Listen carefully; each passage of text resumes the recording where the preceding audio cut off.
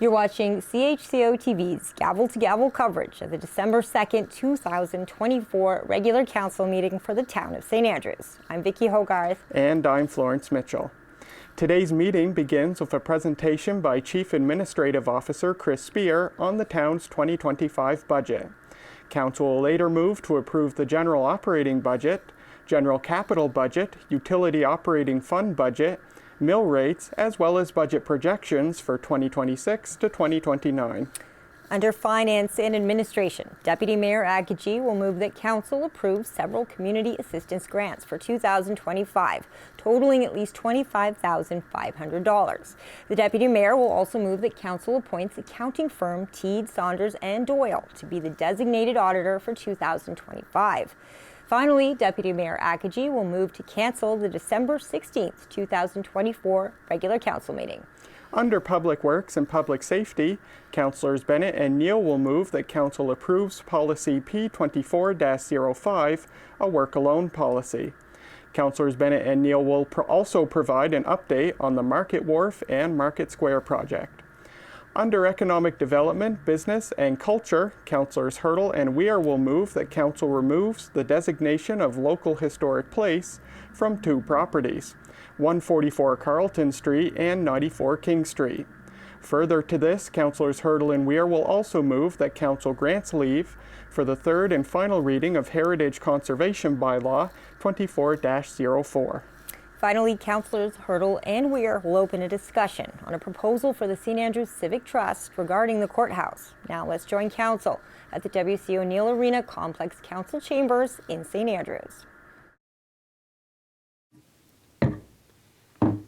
Good evening and welcome to the Town of St. Andrews regular council meeting for Monday, December the 2nd, 2024 at 6:30 p.m. in the W.C. O'Neill Arena Council Chambers.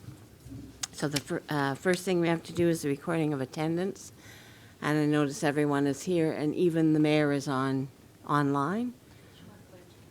Mark Blanchard is on. He's not online yet, just the mayor. Okay, and so Mark is the only one missing at this point. Everybody else is here. Thank you.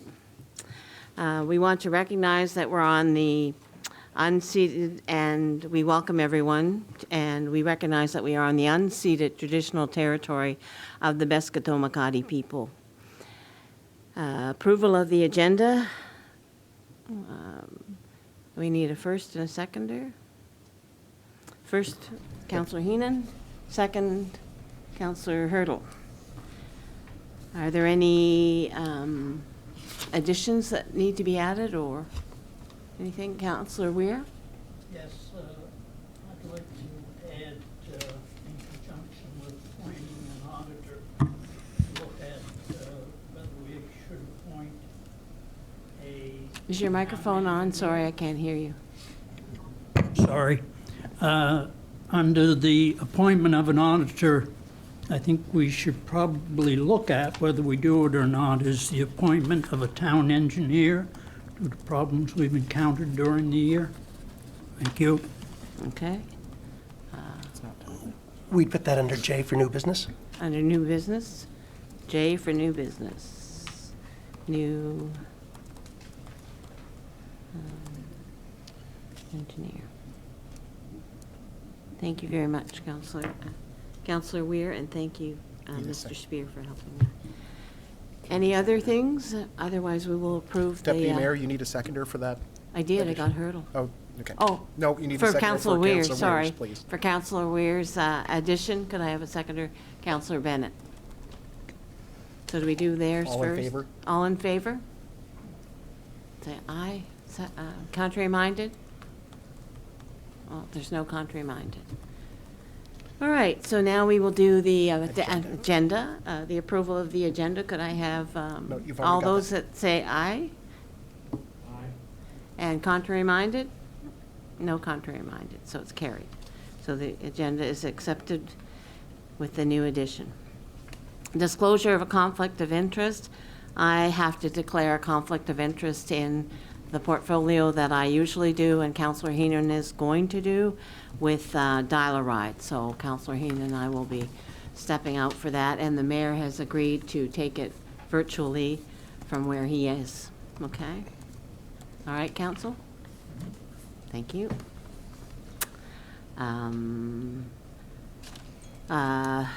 If there are any questions, you need to send them to pnopper@townofstandrews.ca. If you have any questions. All right. Now, we will start with the approval of the minutes. Deputy Mayor, please, you go to presentations next. Oh, I'm sorry. Thank you. We have we have a presentation on council. Mr. Spear has a presentation for us. I'm so excited. Thank you, Mr. Knopper, and thank you, Mr. Spear, for doing that. And I'm so excited. This might be the biggest budget presentation I've ever had in 21 years. So, whew, the sweat is coming just off of me. So, Mr. Knopper does have a presentation that we'll be able to see up here in a minute. I will say to those watching and to anyone here that we've done just about all these meetings virtually over and over again. We've gone over in depth a lot of the accounts. So this is an abbreviated version, or we'd be here for several hours. If approved tonight, it will be made available later in the week on the website and/or in paper format at Town Hall. Thank you. So for the timeline, we started really early, and I met with staff way back in August of the summer. We have that long of a precursor, and even though we're barely getting going in the current year, we have to start doing a lot of planning, everything from capital, but we're starting to get an idea of where we want to be in operations too, and what's working, what may not be working. Then September 25th, I presented it to council for the first time. On October 10th, we did have a budget discussions at Bayside Hall. We didn't get too deep into what was the current budget. We just talked about what had happened in the past, especially relevant to those in the previous LSDs, of course, was the sharing model of shared cost. And that's been a topic of discussion, even up until recently. And we've agreed to look into it in the new year if there's some further in-depth analysis. Because of the election this year, usually the province of New Brunswick releases all their information way back in late September, early October, but they were so scared of affecting the election that basically there's a communication black hole as soon as the writ was dropped. And I was even talking to our library manager, and they were told not even to post things on Facebook of any sorts of things. So it was... we had to wait, and that pushes it back. We knew there's going to be some growth and stuff, and we'll talk about that in a minute, but it does affect what we're doing. Then in November, we had several more meetings, got more information from the province, and there's even some information leaking through last week as we just wrapped it up in this presentation for tonight. So the assessment-based highlights are just to let you know, within St. Andrews, there's 3 taxing authorities, they call it, or 3 tax zones. There's Bayside and Shamcook, who are grouped together for the sake of calculating the mill rate. They share the same mill rate. St. Andrews. In the St. Andrews BIA, they pay 20 cents per $100 of assessment over and above what the other non-BIA areas do. That money goes right directly to the association, by the way. It's about a $30,000 budget. We approved that, I think, at the end of October, early November meeting. And so, but it is captured through the property tax system. So in general, overall growth, roughly 10%, or $62 million for the whole town of St. Andrews. That includes all 3 communities.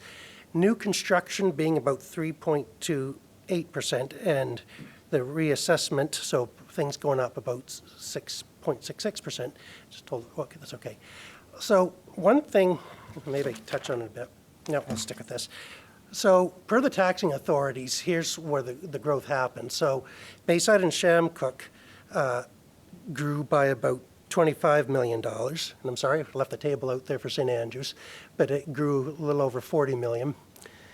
And so growth in percentage terms was 12 and 2%, which came up to the combined of 9.94, 10%. And the percentage of the total assessment, so of the BIA is grouped into the St. Andrews. And so the total assessments was that Bayside and Shamcook now account for a little less than a third, 32.2%, with the old town of St. Andrews making up the other balance. So it's important to know that in the past, council had a policy that we'd grow the property tax by 5%. That wasn't 5% on the mill rate. It was just that the combination of assessments and the mill rate would grow 5%. And most years we had to increase it a little bit, but since the pandemic, it's actually could come down to follow that policy. But the clerk and I were talking way back in the fall, early fall. We knew that construction, without seeing the final numbers, was going to be roughly 3% of the growth this year, just based on the large projects we're aware of, everything from Compass Housing, Charlie Bourgeois' property, Van Horn Estates, and others that have gone in town. And so we had asked the mayor and talked to him briefly and said that we're going to work at a 3% 3% growth in the assessment. That's just on the growth. In theory, people's tax bills would stay the same. It's not that simple in the end, but if people's assessments don't grow much, their tax rate could actually, or their total tax bill could actually go down. So we went from the 5% to the 3%. I've talked to that to council several meetings ago, and they supported that. Next slide, please. So I'll just get right into what most people are worried about is the mill rates moving forward. So last year's mill rate was 58.12 cents at Bayside and Shamcook, and we're recommending to council 0.5395. So there's a small decrease of about 4 cents. When you add on the DTI fee of 41.5 cents, which goes to the province of New Brunswick for the upkeep of roads and highways everywhere, that their total mill rate is 95.10. For the town of St. Andrews, the original mill rate was $1.11 in the year we're in, and we've now proposing to drop it to $1.506. So the St. Andrews residents could enjoy a close to 7 cent mill rate decrease for a combined mill rate of $1.506. When I say why we don't pay the DTI fees, because Public Works is taken out of the calculation for the LSDs and only added to St. Andrews. So right now, other municipalities would call it an inside-outside rate, and we're talking about a 10-cent difference between the previous LSDs and the old town. So in the general operating fund, there's an overall increase of 5%. That's not necessarily expenses. We'll get to that in a little bit. Now, something to be aware of is in 2023, because of the way projects went, we put money in surpluses, which is like a savings account. But due to a project that didn't get billed a lot later than we'd hoped, there's actually a $204,000 surplus, which is significant to carry forward. But in New Brunswick, in order to ensure balanced budgets, what they do is they take the surplus or deficits and move them ahead 2 years in order to force it to be balanced. The reason I bring it up, though, is because it is showing up in revenue this year, and that's about the equivalent of about 4 cents on the tax rate, the extra revenue that will disappear next year, potentially, because that surplus is just a year-to-year thing, just to be aware. It should be noted that our provincial funding grant decreased by 17%. So what they used to call the equalization grant, I think they call them the community funding grants now at the province, decreased to $85,000 this year. When I first started here in 2004, I think it was about 140,000, if I'm not mistaken. Now, operating expenses only grew by 1%.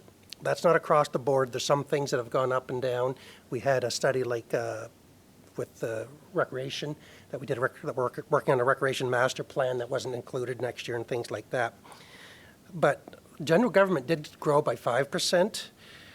Part of it is increase in professional development. Some of it is a CPI increase for staff, which has been policy for many years.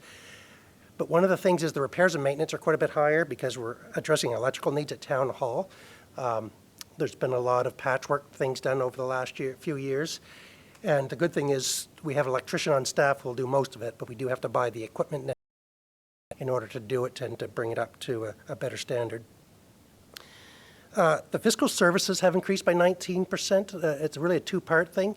One of it is that the new ladder truck will be coming in soon, and the payments begin on that. The council approved a long time ago a $910,000 loan on that, and so that'll be coming to you in May. And so we'll begin interest payments next year as well as principal after that. And, then in protective services, there's a 12% decrease, which is unusual. So that's RCMP and fire. So there's a short-term decrease for an adjustment in human resource costs. That it'll just be a one-time thing. And so we'll take it. They let us know as they build up their membership again, as they've got some going, some coming in. So we'll take that. And then, but the fire department pretty much has stayed par for the course. I will say that in there, currently we do have $15,000 put aside for an additional bylaw enforcement contract. We haven't completely decided, our council's got to approve that, but we had a meeting with Councillors Bennett and Neil earlier last week to talk about the need, and if we think we've identified the need, we'll probably go that way.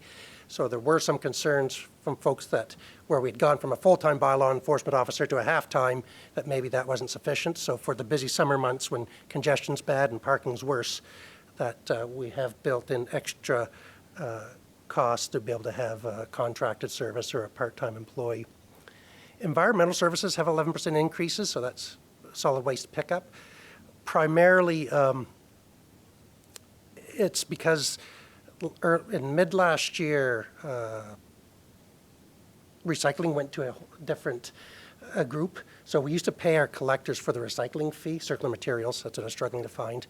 And now they are contracting directly with the RSC and the collectors. And so that's a reflection of part of it.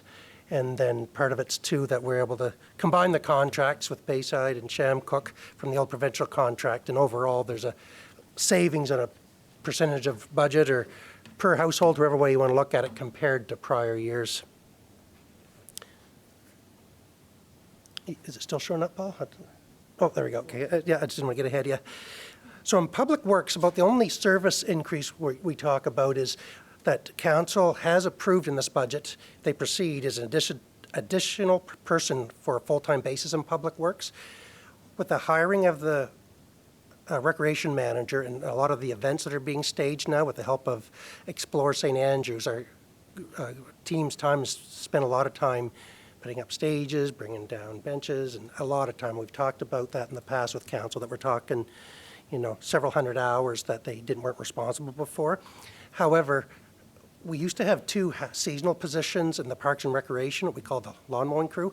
And one of those positions we've asked to be taken out and converted to full-time. So in essence, we're only receiving a new half a position, or a little bit more, but that we're just turning that. I did want to bring to everyone's attention that the courthouse and jail, as you know, we took that over 6 or 7 years ago, and there's a grant given by the province of New Brunswick in order to help to maintain it. What they said for 5 years, but Paul and I, being good savers, were able to stretch it out to 7 years. But next year, 2025, will be the last year that grant will come through, and so the expenses right now run about $30,000 to $40,000, have been covered by the province through that initial lump sum payment, and now that's going to be disappearing. So general capital, the total investment we're talking about is $5.3 million. The key proposals we're bringing forth, and I put it on the bottom, probably should put it up the top, of course, is the wharf refurbishment. The 2025, $2.5 million is only the start of it, that the total project's probably going to be to $7 to $8 million by the time it's all said and done, but that's all that's being carried forward. When you get the budget document, if approved tonight, it shows the 5-year capital plan, and that'll show that stretched out. Vehicle replacement in public works, there's two. There's a tandem dump truck that'll be bought to replace a 10-year-old vehicle as well, a 6-year-old vehicle, and then a new half-ton that's going to be replacing a 6-year-old vehicle, 11-year-old vehicle. There's $470,000 put towards paving this year. We'll have more discussion in this over the winter about our paving program, but 3 or 4 years ago, we said we should be spending about $1.5 million just to keep our streets up to a certain level, and we're not there, and we're still falling behind every year. It doesn't mean they're impassable, but it does mean they're cracking, they're deteriorating further. So if you follow best practices under asset management, we should be putting more there. The big one before council tonight, of course, is the Prince of Wales refurbishment, and by now I'm sure everyone saw the pylons by the trees along Prince of Wales a 3 weeks ago as they looked at it. The funding partner says we don't have to widen the street as far as we want all the way, and so there's the potential that we could do part of that, so that's up before you for consideration. I will say that in the past, council has approved the overall capital budgets, but staff will come back for a lot of them and get further direction. It gives us the time to design, discuss, and for some of the smaller stuff, we'll say under $100,000, we can start planning on that stuff and putting out tenders and things. Vehicles, for instance, as Councillor Neil can attest, I think we ordered that fire truck in 2022, so we're almost 3 years in receiving that. The tandem dump truck, we're believing that could be 1.5 to 2 years in receiving it. So it's just for large equipment. I think it's a combination of supply chain, but I think they learned during the pandemic that if they do just-on-time management, basically they aren't going to produce anything until they get an order for it, and so it slows things down tremendously. The public washrooms, as far as we can tell, the building was built in the 1970s, and I don't think the washrooms have been improved since. And it's probably the most popular attraction in St. Andrews, I always like to say, on the side of Town Hall. So Public Works is going to renovate that. So that's just parts and cost. We are finding the materials are very expensive now for these things, just unbelievable, but that's a non-labor cost. I will say, though, we'll talk about it a little bit, but that funding is actually coming from the Tourism Development Fund that Council has, so it has no effect on the tax base. Now, one of the projects before Council tonight is expanded parking. This is another project that is funded by the Tourism Accommodation Levy, so again, not what we're proposing is that along Water Street, you have the entryway to the Van Horn Trail system, as well, just on the other side of that, the town owns some property. And I don't know if you can move your mouse over the thing there, Paul. If not, that's okay. Over the kiosk. Yeah, so that's the kiosk that's there. So the proposal is to put parking along there. There's been a lot of discussion about the lack of parking in St. Andrews. And while that's not in the downtown core, I think it's 4 or 5 blocks, it certainly is walkable and easily. And then for those that want to, they've been looking for a trailhead parking for a while. There's nothing official, and that would go a long ways towards that too. There's someone who's always amazed, I'll go out on the trail for whatever reason to look at condition assessments or something in the summer, and you just can't believe the number of people that routinely pass by there any time of the day, any time of the week. It's amazing. So I think this is a big addition to our parking inventory for council's consideration. So funding. So part of the increase in the tax base was to provide $1.2 million in revenue that's able to go towards funding, so that's internal funding. Government grants, the big one being the wharf project of $1.8 million. We are predicting a borrowing of about $1.1 million this year. Capital reserves are money that we've set aside over the years, and there's $695,000 set aside that we can put towards that.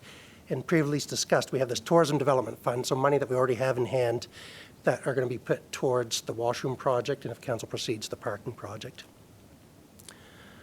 One of the questions that always comes up is on, and it's a good question, is on general fund debt. So the province of New Brunswick looks what they call the tax ratio, or the debt ratio. They usually say 20% by regulation is the max they want you to go. 10% is where they start asking you a lot of questions before you make more borrowings. As you can see, that it takes a fairly steep increase in 26 and 27, completely related to the wharf project.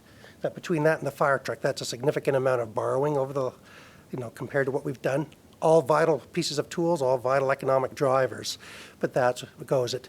And again, everything else is kind of generated internally, but everything beyond any new additions beyond 2026 are really just proposals and recommendations by staff. All of it that we put in beyond next year are based on asset management planning, not any things we'd like to have. These are things that are replace buildings and equipment that are falling apart. So that's where it looks if we follow the plan that's there. So the utility operating fund has a total budget of $1.3 million, roughly. There's growth of about 8% in user fees. We're thinking that there will be more revenue from the consumption billing. The big thing is that a lot of the businesses that restaurants, even apartment buildings that with only a few units and things, were only on the flat rate system for a lot of years. Now that we've gone back to consumption based, they should be paying considerably more than they were under the old system where it was just generated across. I will know that we aren't making any recommendations on user fee increases this year, except that our bylaw that was passed a couple of years ago does allow for annual increase of 2% in the user fees, which allows staff to do it without bringing it to council. We can talk about that, and I'll usually let you know that we're about to do that, but that's automatically worked within the system. Expenses have increased by 4%. So utility capital for in-ground projects, there's about 505,000 on Prince of Wales. So many of you probably saw up near the Algonquin earlier this spring, there's a big repair job that came at the last minute. I think it's one of those, again, that we found water leaking out of the ground on a Friday afternoon, worked all weekend to get it repaired. That whole line is up, it's decades and decades old. It's been discussed about, but it's getting to the point where it needs to be replaced. And so we'd like to do that. Carlton Street, it's probably going to be torn up with the old Bryan building going in, and so along there, that block, we should put a new water line in to add extra capacity, and so that all those projects are completed. And then there are various equipment upgrades at the water treatment plant and the wastewater treatment plant that equals about 171,000. They are listed individually on the budget, but just condensed for tonight's discussion. The utility is considered high in capital. Operating is relatively low to the capital cost of keeping it going, so the province allows you to borrow up to 50% until they start really questioning you. What the regulation says, you can borrow as much as you want as long as you have user fees to support it. And so, we could replace every line in town and then, charge people $1 million per user for the water, and they'd be okay with that. But even with what we're doing now, it looks like the borrowing is going to go up to about 40% in 5 years, and that's assuming a fairly high level of granting. So there's going to be a big discussion this spring, winter, that we're going to pull it out with council and show the long-term breakdown and have a discussion on long-term user fees, where you want to go. The problem has been that almost all municipalities have these assets, especially in ground that last 50, 70, 100 years.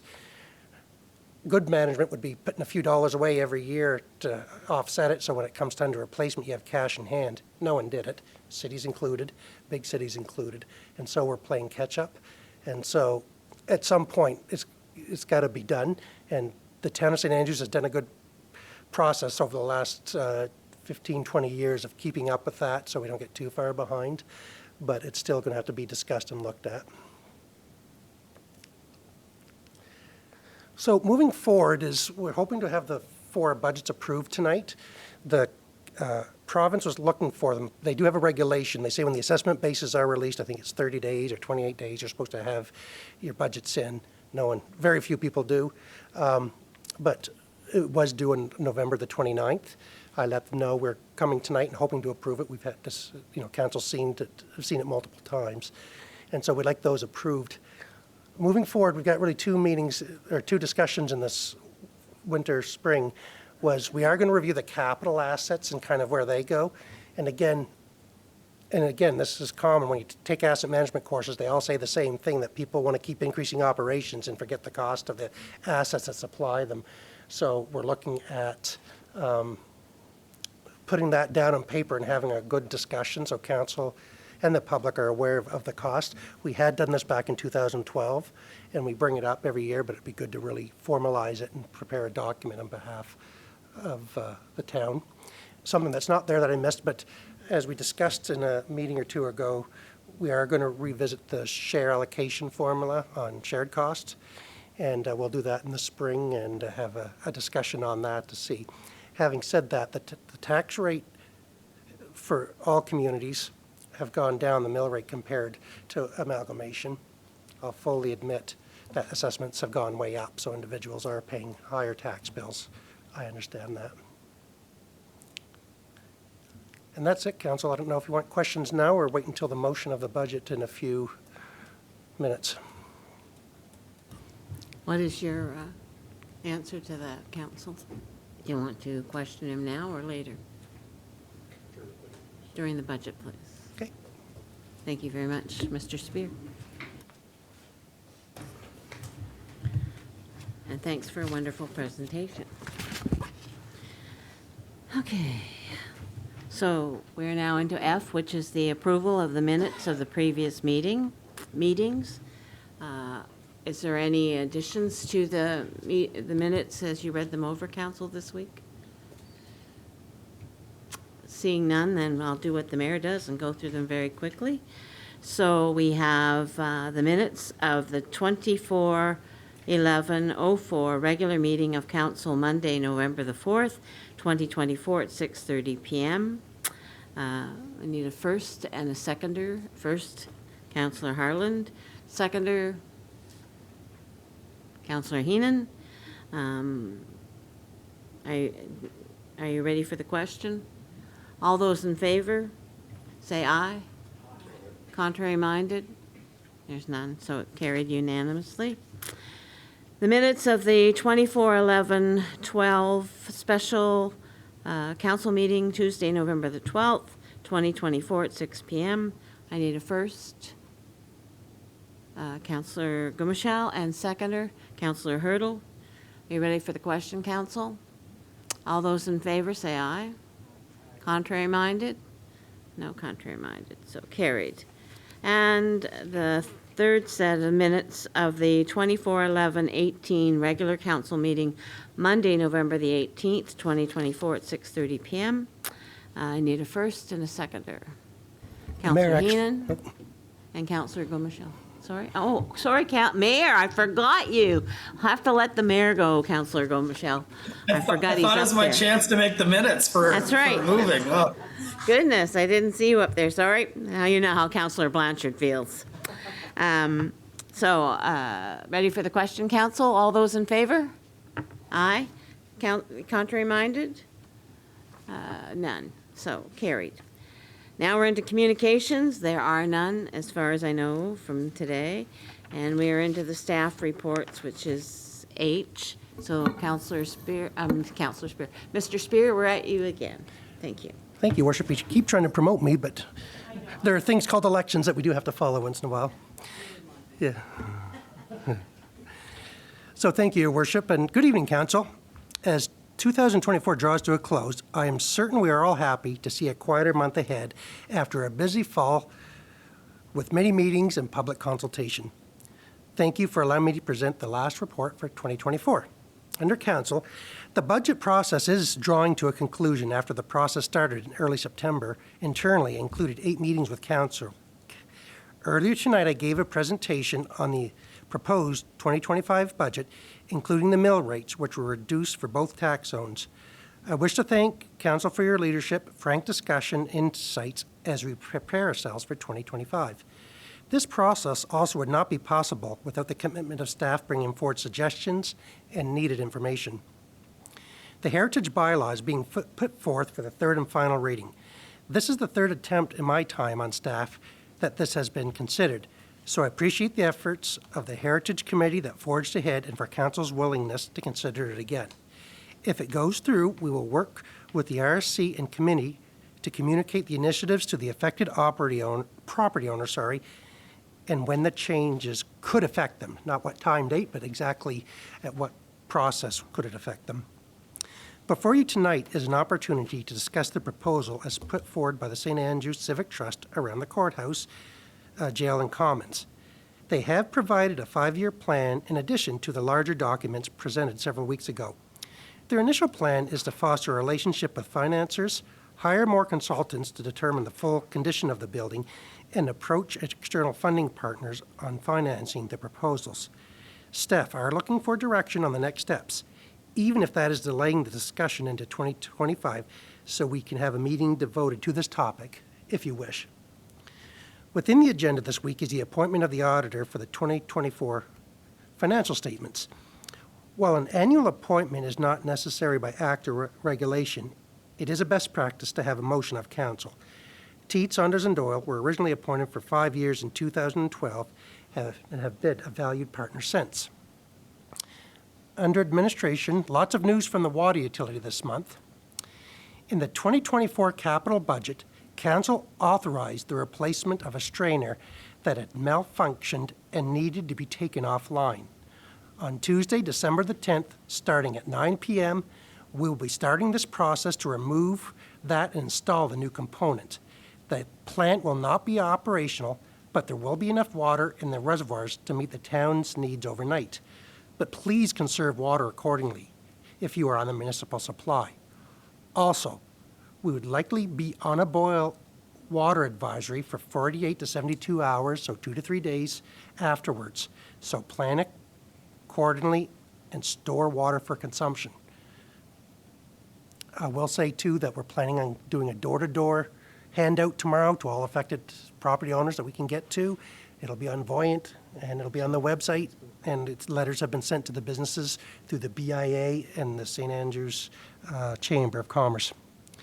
As a result of the Canada Post strike, water bills will be delayed until that is rectified in order to allow for a proper payment due date for our customers.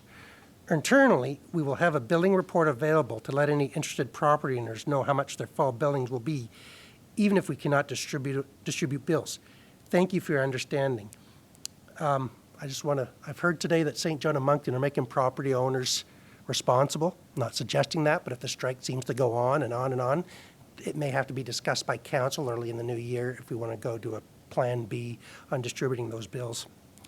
It needs to be noted that Shamcook Lake is at a low level compared to the last several years. Even if we do not have immediate concerns over the volume needed to maintain traditional usage for the town, it is advisable that users practice conservation until we receive significant rain or snow events.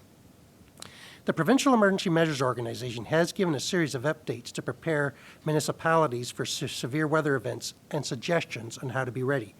The Stein Lake fire in 2023 and the winter storms of 23-24 allowed us to test our center and ability to put in services quickly, which overall went well.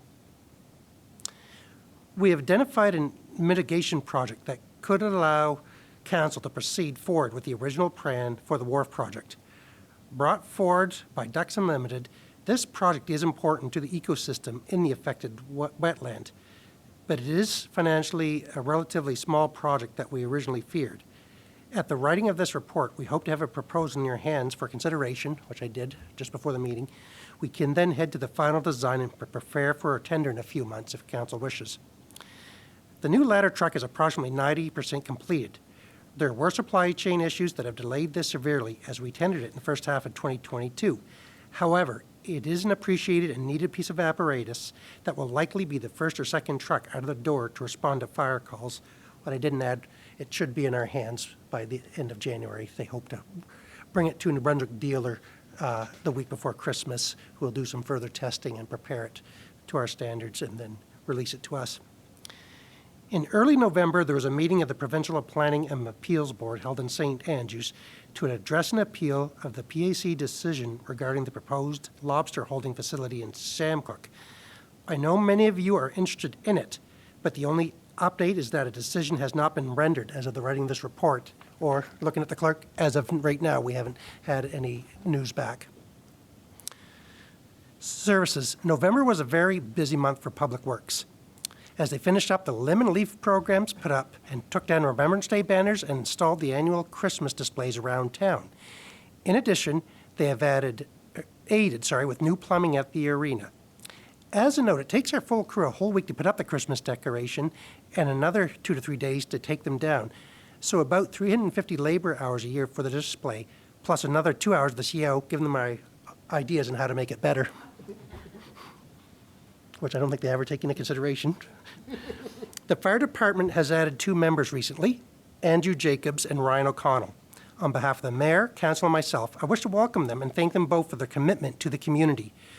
We also wish to acknowledge our own fire department for their quick response to the structure fire November 9th at the Herring. In addition, we are grateful that the fire services of St. Stephen and Eastern Charlotte also responded quickly to ensure a bad situation did not get out of control. The seniors program being put up by the manager of recreation are gaining traction as new and expanded activities are being added. reach out to Town Hall or go to the Town of St. Andrews Parks and Recreation Facebook page for more information. We also wish to thank the donor of a full turkey that allowed the Youth Center to have a traditional turkey dinner outside the normal holidays. There are still lots of activities going on for youth 12 to 18 at the center, so check with Mervyn, Debbie, or Sandy on the various initiatives. In conclusion, the tree lighting and Sparkle by the Sea took place this past weekend, with many more activities over the next couple of weeks as well, including the parade and Skate with Santa on December the 7th. After an absence since the pandemic, the Ross Memorial Museum Open House is also taking place this year from December 5th to 8th at 1 to 5 p.m. on December 5th and 1 to 9 p.m. on the 6th and 7th, and 12 to 5 on December the 8th.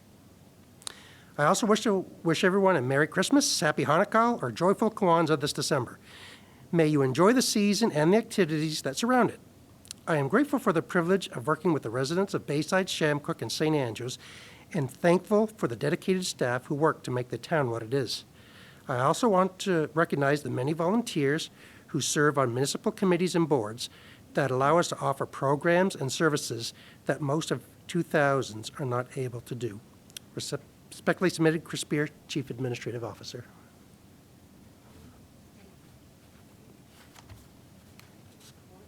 Your microphone. Thank you, Mr. Spear, for a wonderful report.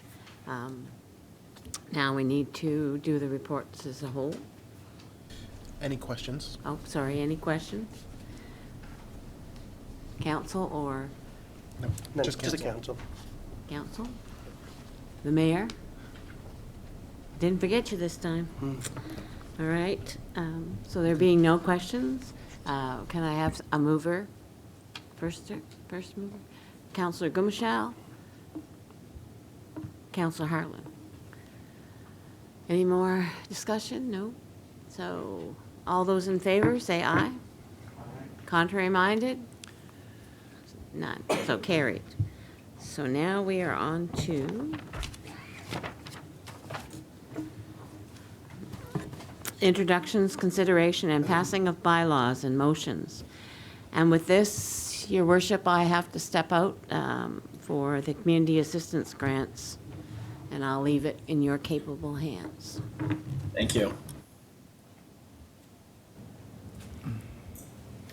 We'll let you know, Mayor Henderson, when the deputy mayor has exited the room. Appreciate it. Thank you very much. And since it's her portfolio, when she does exit, Councillor Neal, do you mind leading it? Actually, Councillor Heenan has already volunteered prior to the meeting. Oh, thank you very much, Councillor. He has excellent reading skills as well, so I think we'll be okay. Okay, we're all set, Your Worship. Okay, Go Your ahead, Wor- Councillor Heenan. Okay, Your Worship, thank you very much, audience. Reference number FA 241128, Community Assistant Grant requests over $3,000 for the 2025 budget. In August 2024, Council put out a call to the community organizations who are seeking a community assistant grant of over $3,000 for the 2025 year. On October the 1st, 2024, Council was provided with presentations from 7 organizations. Council received an ask for approximately $85,000 in funding. Please see the motion below for the proposed funding allocations. The Mental Wellness Committee will have a separate budget line of $5,000 for programming and events. The total funding support for requests is $25,500. Note that Council has already provided $500 to the Winter Warmer Festival as approved at the November 4th, 2024 regular Council meeting. The total community assets grants earmarked for 2025 is $26,000. It is recommended that Council establish a budget of $40,000 for 2025 to have funds available for requests under $3,000. This would provide Council with $14,000 in funding. The motion is, Your Worship, that the Council of the Town of St. Andrews approves the following community assistant grants for 2025 for funding requests over $3,000. Number 1, Charlotte County Transportation Dial-A-Ride, $3,000 and up to $5,000 if Eastern Charlotte or the Municipal District of St. Stephen matches a $5,000 donation. Number 2, Katie's Cove Incorporated, $15,000 plus additional town support for garbage collection, grass cutting, and minor maintenance. 3, Big Brothers Big Sisters of Charlotte County, $2,000 to support the Propel program. 4, Sunbury Shores, $2,000 to support heat pump repairs. 5, St. Croix Blades, $500 to help with the bridge funding. 6, St. Andrews Pickleball, $1,000 to help with rental costs. 7, Vincent Massey Elementary School, $2,000 plus in-kind support from Public Works for the development of an outdoor classroom space along Carlton Street. I so move this, Your Worship. I appreciate that, Councillor Heenan. Can I have a seconder? I've got Councillor Neal. Discussion on this one. Councillor Bennett, I see your hand. Thank you, Your Worship and Council. We heard from many organizations and groups asking for a lot of money this year. A couple of weeks ago when we had our meeting, we had $85,000 in requests.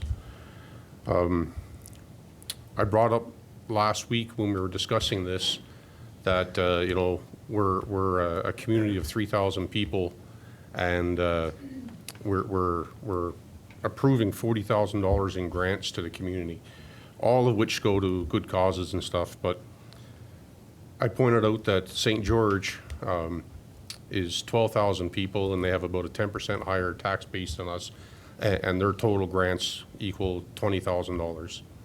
Where I'm trying to get at this is, I think $40,000 is excessive.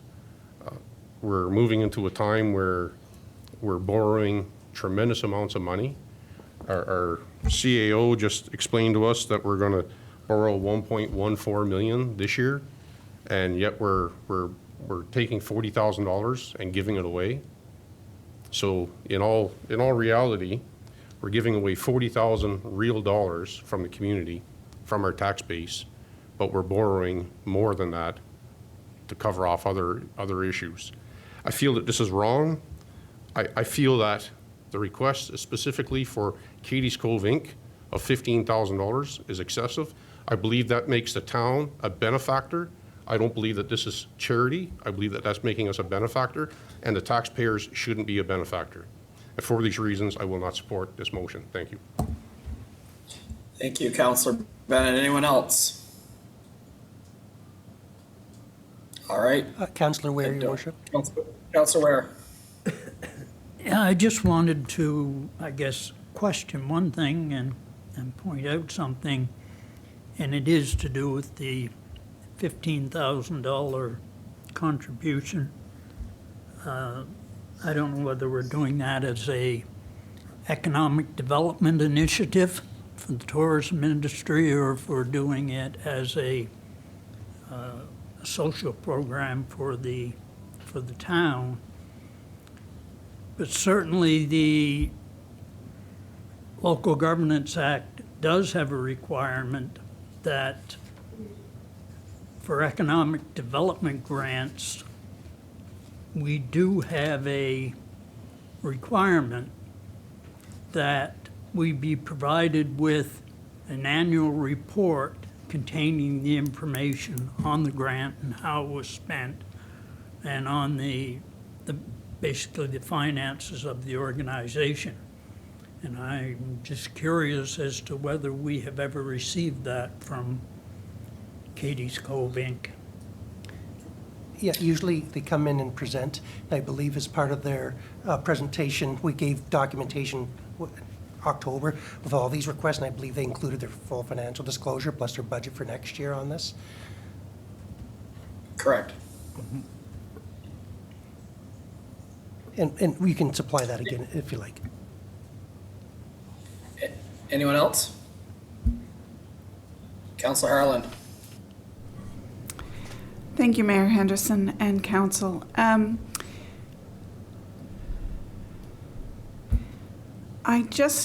appreciate Councillor Bennett's perspective in terms of the fact that the $40,000 is a significant chunk of change for us as a small municipality.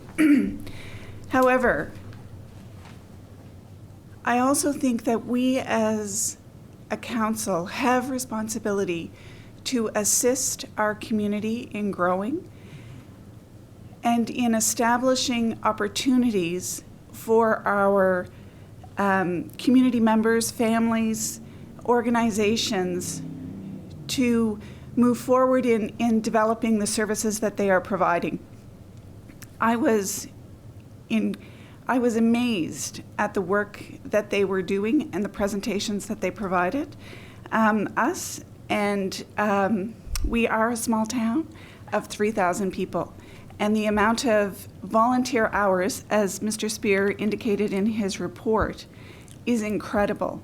That we have such dedicated individuals in this community to assist in us providing so many opportunities for our community members and our families. So while I appreciate that the $40,000 is a significant amount of money, I am pleased that we are able to find it in our budget so that we can support these organizations. Thank you. Thank you, Councillor Harlan. Anyone else? It's back to Councillor Ware, Your Worship. Okay, no one else. I'll go back to Councillor Will. We'll do a second round then. Councillor Ware. Thank you, Your Worship. I guess I just want to make a general statement with respect to $40,000. We heard a presentation by the CAO that we are falling behind. We're pushing capital projects ahead. There's going to come a time that we're going to be in, I hate to use the word financial difficulty, but if we don't start acting in a more fiscally responsible manner and start setting aside money. In fact, we don't even have to set it aside. We'd start spending it on some of our infrastructure, that we're going to get to the point where some other municipalities in this province were in dire straits. And this has been going on, from what I understand, a number of years. I've only been here a couple years, and it can't go on forever. We are not a provincial or a federal government that can run deficits. We must have a balanced budget. And eventually water mains and street paving and all those types of things are going to catch up with us. We had decided, or a previous council had decided to spend $1.5 million on paving. We don't come anywhere near it. So, when is this all going to suddenly collapse on us? And all I'm saying, I'm not against any of the grants specifically, but we're going to have to become much more prudent and much more fiscally responsible in how we administer the town's finances. Thank you very much. Thank you, Councillor Ware. Anyone else? All right. Councillor Heenan. Yes, Your Worship. Councillor Weir brings up a point about being fiscally responsible. I believe investing money into the town and into some of these organizations is really being perfectly fiscally responsible, because it allows us to grow as a town. It allows us to keep our programs going. It allows us to keep residents living here. So I'm totally in disagreement with that. We're talking $40,000, and how much would that be on a tax on our mill rate? Roughly about half a cent. So half a cent is going to our mill rate to make sure that clubs and organizations stay in this town. I really feel that this is being responsible. Thank you, Your Worship. Thank you. Appreciate that. Councillor Heenan. Any other member of council? All right. So I will call the question then. All in favor of this motion, please signify by saying aye. And opposed? And if I'm seeing that correctly, I see 2 opposed, so the motion is carried. Correct. Okay, Deputy Mayor Akaji can come back. I'll just say while she's coming back, council, all of the dialogue was certainly healthy. The reality is on the outside, not entering debate. I think everybody that spoke is right. It is a significant amount of money. We do talk all the time about having to make tough decisions. This was not as much as the organizations were looking for. Some tough decisions and not support organizations to the level in which they thought they would be. So to anyone that was hoping to get more money or get money that is not on this list, we certainly apologize, but there is a certain amount which a municipality can fund, to some of the councillors' points. But on the other side of that, some of these programs that are funded, I think, are critical to the town of St. Andrews, and the fact that council supports them. I want to acknowledge that vote getting carried forward.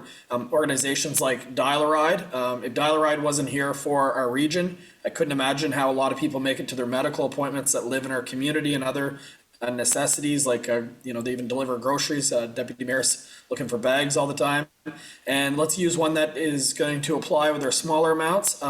Charlotte County Search and Rescue, the amount of work that they do in St. Andrews, we've had a number of missing person cases over last year where they've been combing beaches, unfortunately.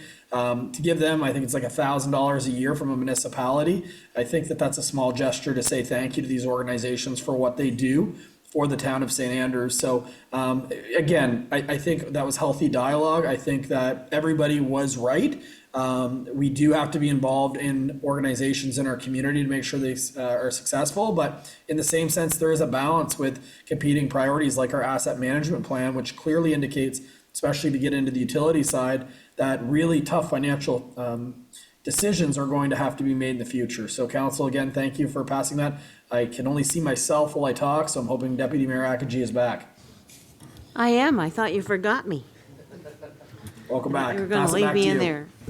Thank you very much, Mayor, for doing that for me. All right, Councillor Heenan, you continue on with number 2. Thank you, Your Worship. Council. FA 241220, 2025 Town of St. Andrews budget. The background reads, the Council of the Town of St. Andrews has been deliberating over the months of September, October, and November on the 2025 budget. Provided with this report is a copy of the draft 2025 budget for approval. Please see staff report from Mr. Chris Spear, CAO Treasurer, for details. The motion is that the Council of the Town of St. Andrews approves the 2025 general operating and general capital budget for the Town of St. Andrews, as well as the projections for the same 2026 to 2029 approved, and that the 2025 general operating fund budget totals $18,161, including a tax warrant of $6,436,880 on a mill rate of 1.0506 for each 100 assessments for the St. Andrews, and a mill rate of 0.5395 for each 100 assessment for Bayside and Shamcook. Council orders and directs the levy by the Minister of Local Government of said amount on real property liable to taxation under the Assessment Act within the Town of St. Andrews, and that the general capital projects for 2025 budget be funded at $1,222,371 from the general operating fund, $1,117,000 from long-term borrowing, $1,830,000 from government grants, $185,000 from Canada Community Building Fund, $203,000 from Tourism Development Fund, $50,000 from donations, and $695,029 from the General Capital Reserve Fund. And Your Worship, I so move this. Thank you, Councillor Heenan. We need a seconder. Councillor Gumashal. Any further discussion on this? Yeah, Councillor Bennett. Thank you, Deputy Mayor and Council. So again, I don't want to sound like a broken record, but going back to being fiscally accountable. And at this time, I feel that I can't support this budget as presented. Councillor Weir brought up over the past couple of months quite well that asked for discussions on the fiscal accountability, and we call it buckets. And even though we moved to a model where now Bayside and Shamcook are paying thirds, we pay a third, town pays 2/3 because we're 1/3 of the population. And I don't disagree with that formula. However, associated costs along with services such as town water and public works are very singular and really only, pertain to the town. Yet all the administration of it is shared by the burden of the cost by 1/3 by Bayside and Shamcook, 2/3 by the town. So for just for example, we brought up tonight here, the town office basically has an expense of 1.8 million. So therefore, 600,000 gets billed out to Bayside and Shamcook. And that'd be great if we received all the same services. However, we don't. We fall far short of those services. I'll bring up again that I've been bringing up since the minute I got on council here about the roads and the services in Bayside and Shamcook and the poor services we were receiving from DTI. And here we are now, almost exactly 2 years from the start, and we haven't even had a meeting with DTI. Bayside and Shamcook services are lacking, and I don't believe that we're receiving fair and just representation by that town office or by this council. I'm not blaming town or town staff or the council for the poor services receiving from DTI, but if we're not proactive, if we're not fighting, if we're not out there raising a stink about it, then our services will just continue to diminish. This medical clinic that we're sitting in right now, that's just adjacent to us, is a beautiful building, and it's a wonderful testimony to what the town can do. The fact that they were given $500,000 for a grant to build a medical facility, but that also left a delta of $500,000 that the town pays for in debt that's spiraling out of control. I brought up earlier about how St. George gives $20,000 for the grants, and they're 4 times our population and 10% more of a tax base than us. Well, just like they pay $20,000 St. George for their grants, they give $20,000 towards their medical clinic. Well, obviously, if we just paid for the rent, if we just gave free housing to our medical clinic here, it would equal out to be far more than $20,000. But on top of that, we pay $87,000 towards most of the expenses of that medical clinic. That's $87,000 that I don't believe is fair, that the taxpayers should be subsidizing this medical clinic to the point that it is. That $87,000 is contributing to overall debt that we're going to bring forward this year and next year and every other year until we do something about it. I'm not saying that we don't need a medical clinic. I'm not saying that it's not a valuable thing for the community. However, paying $87,000 of expenses on top of giving them free housing is excessive, especially when most people don't have access to that medical clinic. I've also already brought up about being a benefactor for Katie's Cove Inc. And I'm not saying that Katie's Cove Inc. and every other thing that was brought up is not valuable to the community. And just like what my esteemed colleague here, Councillor Heenan, said about the wonderful things that these community groups do. However, Again, there's a big difference I see from being a community grant of $1,000 or $2,000 for a community group and being a benefactor of tens of thousands of dollars like Katie's Cove Inc.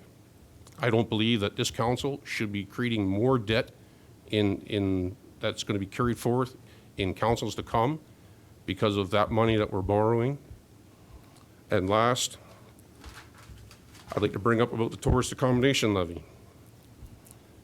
So on a reoccurring basis now, we're collecting approximately $500,000 in the tourist accommodation levy. However, the council decided in the past that a third of that money would come to council to be spent on things that we need, and 2/3 would go to Explore St. Andrews. That $500,000, if it was spent on all the items in town that pertain to tourism, then the people who live in Bayside, Shancook, and St. Andrews wouldn't be wouldn't be borrowing more money and being taxed to provide those tourist services. I do believe that that tourist accommodation levy should be paying for the services that are directly related to tourism in the community. And if we did so, then it would be much fairer for the residents who have nothing to do with tourism. The whole point I'm trying to say is fiscal responsibility, as what Councillor Weir just said, is something that's important. The debt is spiraling out of control, and the only way to solve that issue with debt is if we tackle it and we get tough with the numbers and we start spending our money very fiscally responsible. And for those reasons, as the way the budget sits right now, I will not support it. Thank you. Thank you, Councillor Bennett. Any other discussion, Council? Councillor Weir? I know I'm starting to sound like a broken record, but fiscal responsibility is one of our main duties here as a council. And we've been, or at least I've been hearing for the last 2 years, that we're falling behind in our attempts to keep our infrastructure up to date.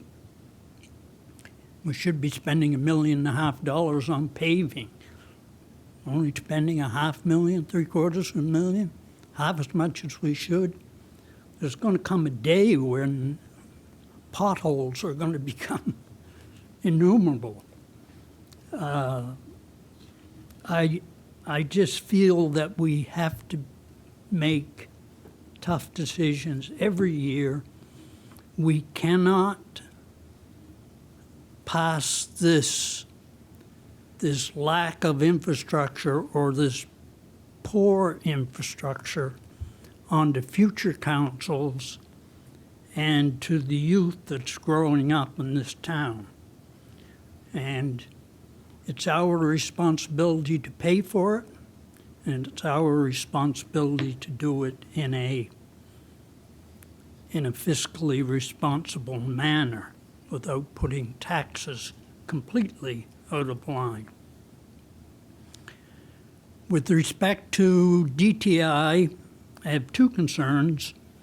Number one, we don't get the support at the municipal level to get things done with DTI. I know Councillor Bennett and I have them on speed dial, but they don't pay much attention to us. We're just councillors calling in.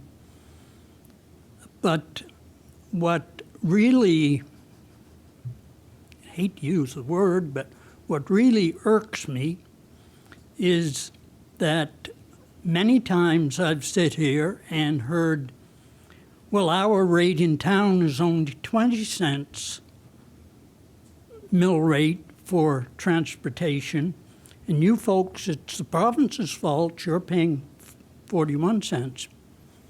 But we are also paying a third of the cost of Town Hall. And Town Hall spends a substantial portion of its time on transportation, streets, that type of thing. All we've got to do is think back over the last 5 to 6 weeks. We've had presentations on four-way stop signs, speeding traps set up coming into town, moving trees, all kinds of stuff. But we're paying 1/3 of the cost of town hall doing all that work. But yet, if I got a pothole or I got a shoulder that needs fixing out on 127 in Bayside, I have to call the district engineer myself.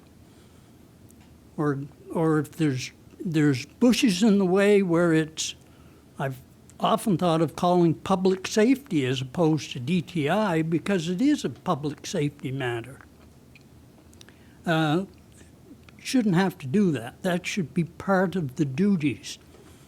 And that's why I made the comment a month ago that there is a structural bias in the operations of the town. It is biased towards the old town board. And we only get any action as if we request it. There's not much done proactively. But I'm not going to go on anymore on this fiscal responsibility. I think we're doing a disservice to the future citizens of this town by not doing our infrastructure and by letting it keep pushing it ahead every year. And it's, I just find it untenable. I just can't accept it. With respect to the budget, I did bring up the 1/3 that we are paying and that maybe that should be reduced.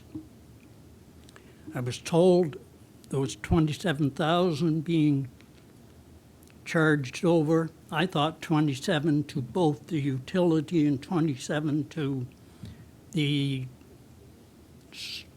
transportation department. Turns out it was only 27 to the utility.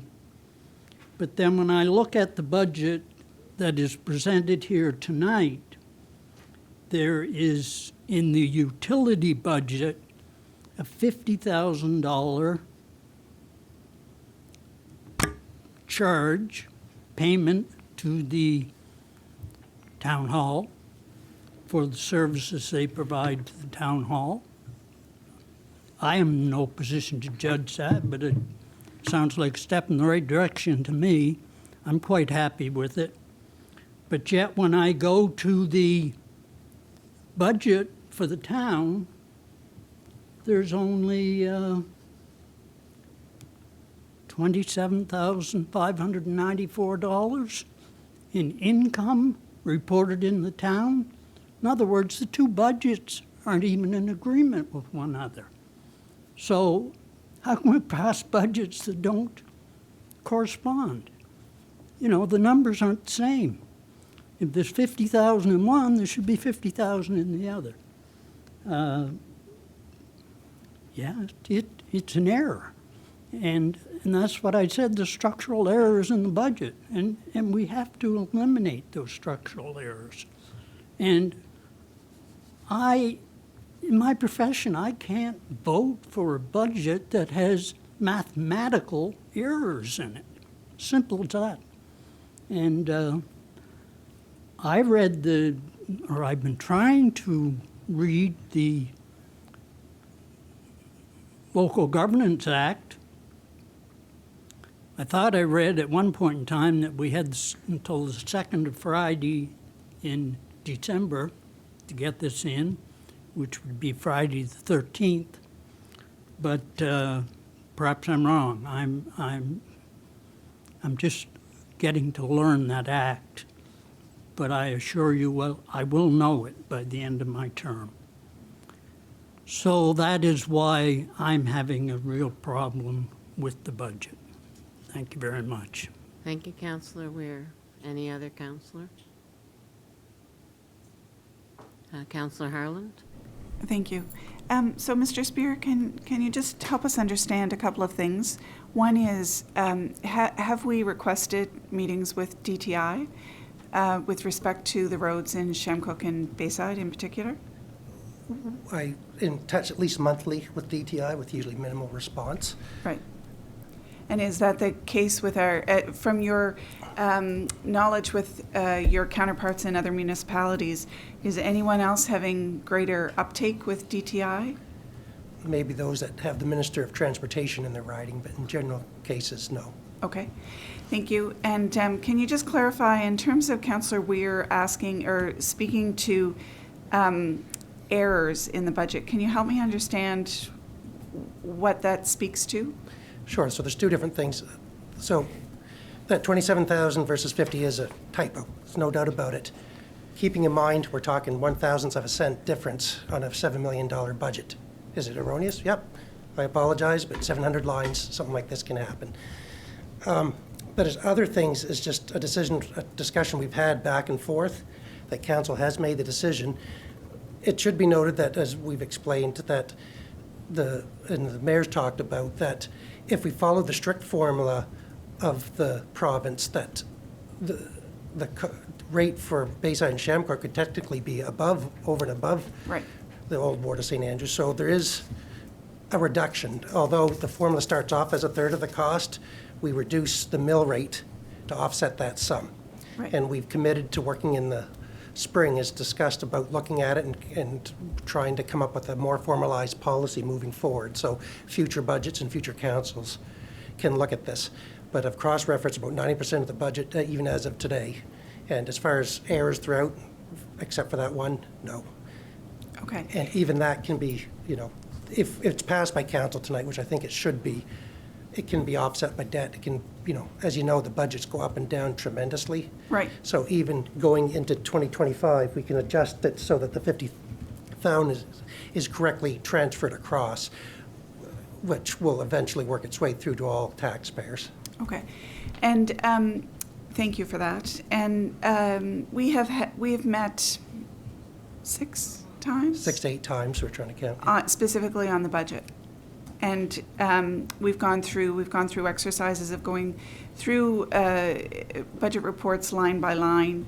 From my perspective, there has been tremendous transparency by town staff in terms of helping us.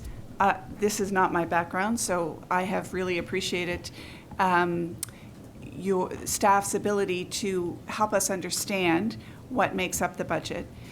Again, from your experience in terms of counterparts in other municipalities, recognizing that we are we're just coming up to the completion of year 2 of amalgamation.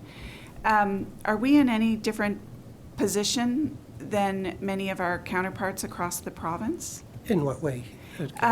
In terms of, to use Councillor Weir's wording, the structural biases. So in terms of understanding what is appropriate or fair for Bayside and Shamcook to be paying versus the former town of St. Andrews. One of the challenges I have with that is that we are one municipality now, and we need to move forward. What happens here in the town of, from my perspective, what happens here in the town of St. Andrews, if a road gets fixed by town crew, and they do a marvelous job, we've heard that from other councillors, that they do a fantastic job in fixing the roads here, I benefit from that because I drive on these roads. I might not benefit when I go home, but I benefit when I come in to do my grocery shopping, to do all the things that I do here in town. So I don't have the same perspective as Councillor Weir in terms of the structural bias. I do think that this is a process, and what I remember Mr. Knopper saying way back when we first started down this road of amalgamation, that generally it takes about 10 years for municipalities to figure out and have all of the dust settle in terms of how we operate as a newly amalgamated municipality. So if that's correct, I feel that this budget that you've currently presented is a good iteration for this year. Not perfect. We will continue the discussions in 2025 in terms of this bucket discussion around what should be in what bucket. But from my perspective, we have diligently reviewed the budgets, and I feel quite confident that this is a good budget going forward for 2025. Thank you. Thank you. If I could just touch on one point that you and Councillor Ware both made. The allocation of costs to the newly areas into the municipalities or different tax zone is a discussion among most municipalities. Many of them are doing as we've proposed, that you allocate it based on the assessment on what we call the shared costs, and then adjust mill rates accordingly, what they think is fair. So I talked to 3 or 4 fairly large municipalities, and that's how they're doing it. At the end of the day, that's a discussion and a policy by council. It really is. That it's, they didn't give us the complete operating and instruction manual when they had local government reform, and they left it up to each local government to figure it out and what worked in their local case. So that's what we're going to try to do in the first quarter of next year, to analyze it at a deeper level and figure out what's next.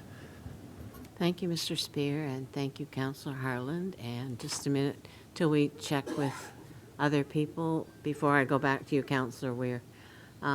Any other councillor wish to speak now? Okay, Councillor Weir. Well, this is third, fourth time in the last 2 months I've been basically told I'm out in left field. I really don't know how to deal with it, because I believe I have a rational mind. I believe I have the professional training to do this. I've worked on the budgets of municipalities as big as Halifax, Bathurst, and as small as Blacks Harbor. So this is not my first rodeo. I don't know how Councillor Harlan can say she represents the people of Shamcook. I don't drive the streets of St. Andrews. I have no reason to come here. When I moved here 15 years ago, I didn't look at a house in St. Andrews. I had no desire to live in St. Andrews. It's a beautiful town. It's historic. It's everything wonderful. But that's not who I am. I'm a country boy. I like living out in the sticks. And even though I've worked in New York and Toronto and everywhere, I like it out in the sticks. I'm always getting reprimanded, predominantly by Councillor Heenan or Councillor Harlan, for my views. And I guess I've reached the point where I'm not going to put up with it anymore. I think back to the discussion on the deer matter, where Councillor Heenan made a great speech on Darwin, and it was 100% wrong. There wasn't a factual thing in it. 100% wrong. I didn't say anything. I think we're getting off track here, Councillor Weir. And you need to bring it back to the budget. The budget. And not and on I'm Councillor saying Heenan. fiscal responsibility, but every time I bring up fiscal responsibility, I get attacked. And I'm not used to that. On Friday, December the 6th, I will have been in my profession 50 years. And trust me, my brain has not deteriorated one little bit. My hands shake, my voice shakes at times, but mentally, I'm right where I've ever been. And anyone wants to debate the fiscal aspects of this town, I'm certainly willing to sit down across the desk and debate it. And I think we have to have respect for other councillors, but at the same time, respect earns respect. Thank you very much. Thank you, Councillor Weir. And Councillor Harland? Councillor Weir, I just want to clarify, my comments in no way were intended for them to indicate or indicate that you were out to left field. I was asking for clarification from Mr. Spear because of some of the things that you said. So if they were taken that way, my apologies. That was not the intent. I always appreciate hearing from all of my fellow councillors. I think one of the things that Mayor Henderson has said many times, that healthy dialogue, healthy debate is important and is encouraged at the council table, and that's what I felt has happened here tonight. In no way was that directed at you. I was expressing my opinion and getting clarification from Mr. Spear. So if that felt personal, my apologies. That certainly wasn't what it was intended. Thank you, Councillor Harlan. And Councillor Heenan? Yes, Your Worship. In light of what has been said this evening, I will assure Council that I will not be hushed by fear of anyone threatening me with the way that I'm spoken or what I have said. I'm very, very, like Councillor Weir has said, I am now 64 years old and I have come through a lot of things, Councillor Weir. And you may have had the numbers and you may have the initials after your name, but I can assure you, sir, that I have sat on many a budget. We need to be on the budget. Yeah, now. well, on the Sorry. budget. So when I say I look at the budget, then that is what I do. And I just want it perfectly clear that I take it very seriously. The numbers are very serious to me, and I look at every one of them. Thank you. Thank you, Councillor Heenan. And I know the mayor has always said that we speak, we're allowed to speak, and we're allowed to state our opinions. And that's what I've liked about this council, is that we've been able to do that and then leave it here. Anybody else? Councillor Hurdle. Thank you, Your Worship. And I'm very hesitant to walk into this this minefield right now. So, to me, sorry, I think the real issue is conflicting points of view, and I think that we reach compromise by considering and embracing all points of view. And I think where we're getting a little bit caught up here, and again, Councillor Red, I don't want to put words in your mouth, but what I'm seeing is that you've been forced into a partnership, and so Councillor Bennett, I feel the same way that your point of view is coming across. You've sort of been forced into a partnership on an amalgam of a community that you didn't necessarily want, or at least are going to fight your best to make sure is clear and that you represent the people that you represent as fairly as possible. And I think that is absolutely reasonable. But I also feel that I have a reasonable point of view as well. And where I guess I come across is that I think that you aren't separate members of the community. You are residents of all of St. Andrews. And this isn't something that I don't think that any councillor on this table decided. But I think it's something that unfortunately, from the points of view that I'm hearing here, has happened. And so I think that when you're saying that Bayside or Shamcook shouldn't pay for services, what I hear is that you're saying that a resident of St. Andrews shouldn't pay for services in the town of St. Andrews. That's, to me, the reality of where we are right now. And it doesn't mean that I don't absolutely respect your point of view and don't think you shouldn't be fighting the fight that you're fighting, because fiscal responsibility is absolutely important. And I hope you never feel it to left field when I'm talking, when we're having a conversation, and I'll Councillor Weir as well, because every time you open your mouth, I learn something.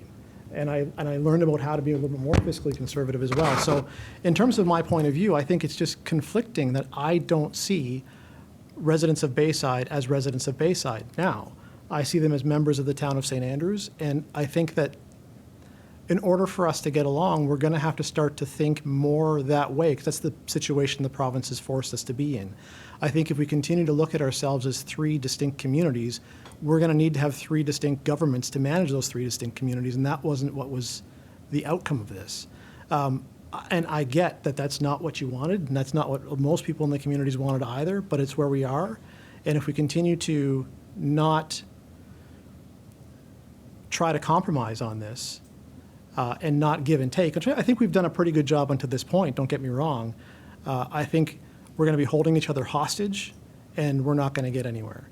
So in terms of the budget, I think that if I look at this from all members of the town of St. Andrews are residents of the community, I have to support it because that's the way that I look at it. But doesn't mean that I don't see your point of view and the way that you're looking at it, because I do. And you think that and I think that you would and should fight for the constituents of your areas as well, but I don't think that's the way forward. Anyway, it's my point of view. Thank you. Thank you, Councillor Hurdle. Any further discussion, Council? Mayor Henderson, sorry. Thank you, Deputy Mayor.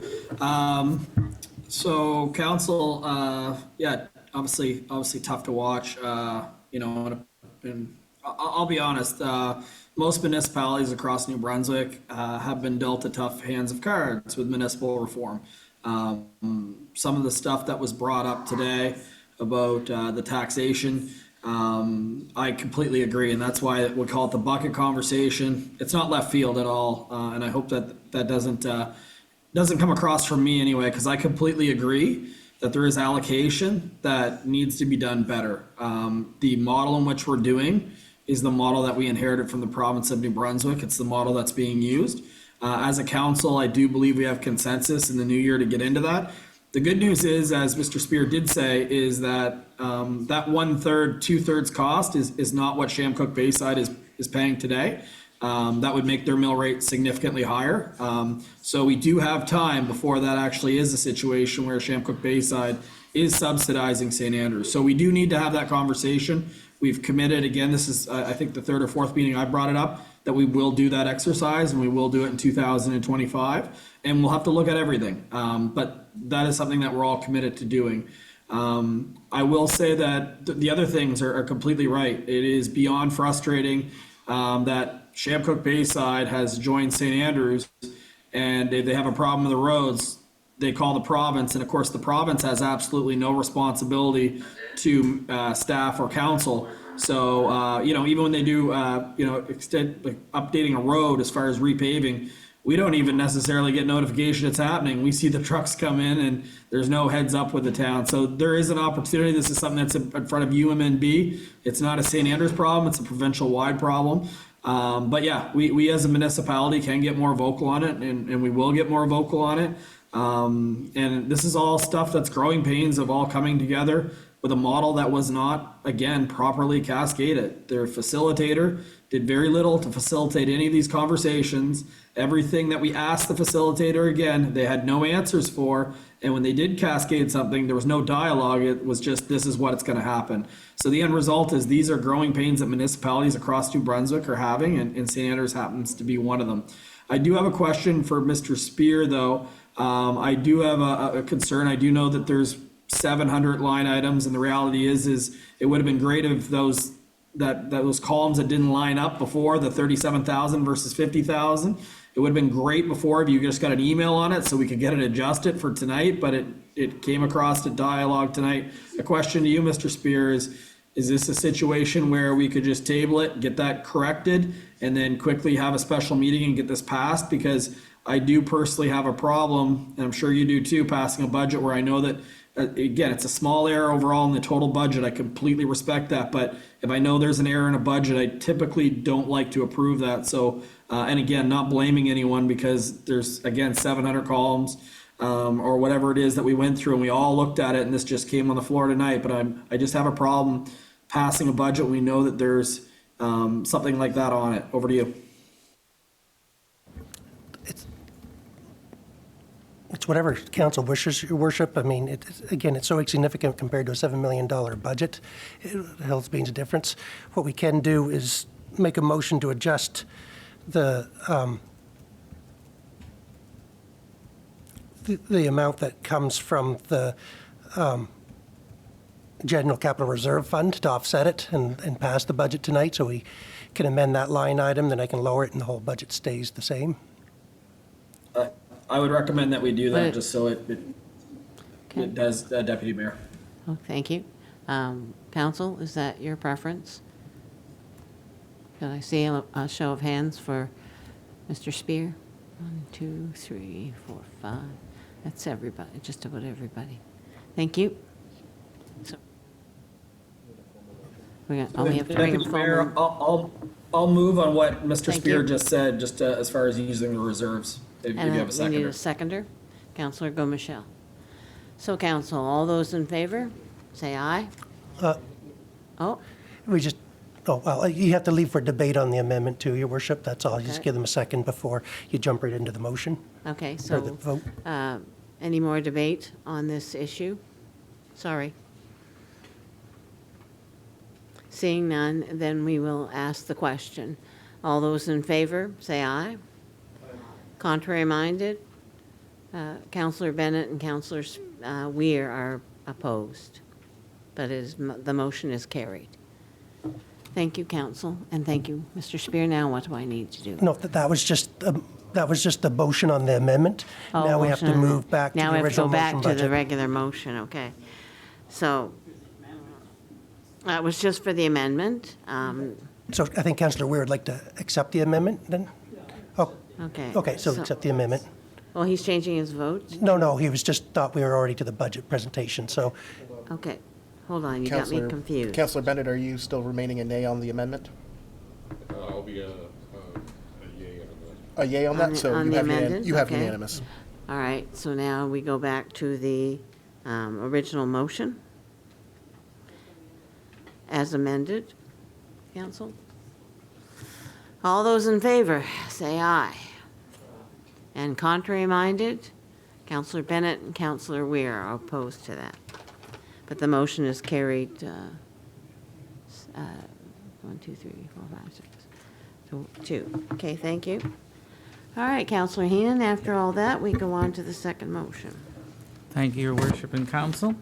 The motion is that the Council of the Town of St. Andrews approves the 2025 Utility Operating Fund budget consisting of a total revenue of $1,258,180 and total expenditure of $1,258,180, and that the utility capital projects for 2025 budget be funded at $353,143 from the Utility Operating Fund, $115,000 from the Long-Term Borrowing Fund, $11,107 from the Canada Community Building Fund, $320,360 from the Government Grants of Canada, $1,290 from the Utility Reserve Fund.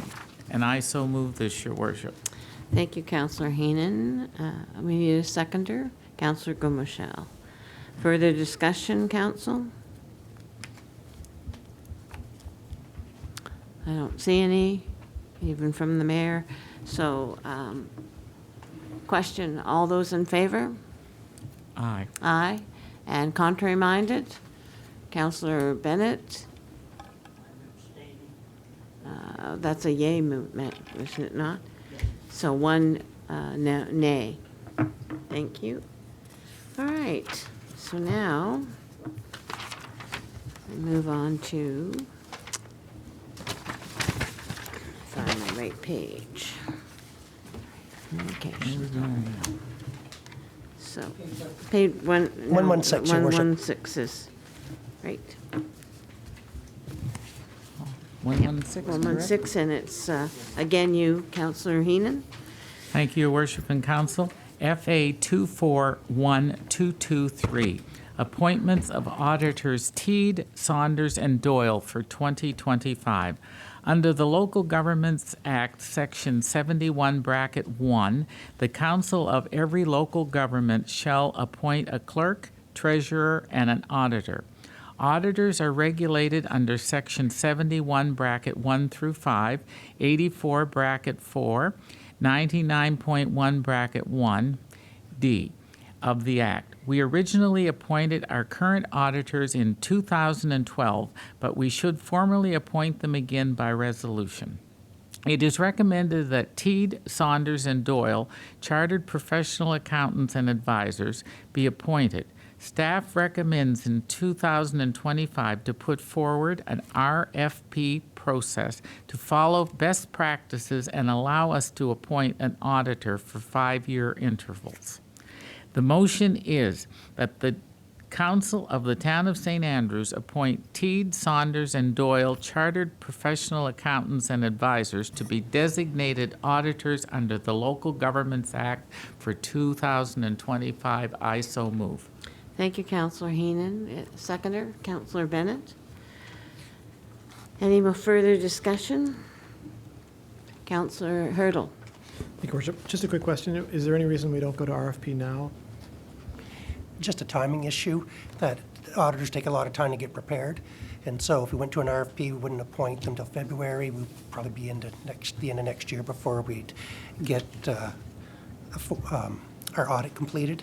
So we just think it'd be good to appoint them one last year at least, and then bring it to the general process over the year. Thank you.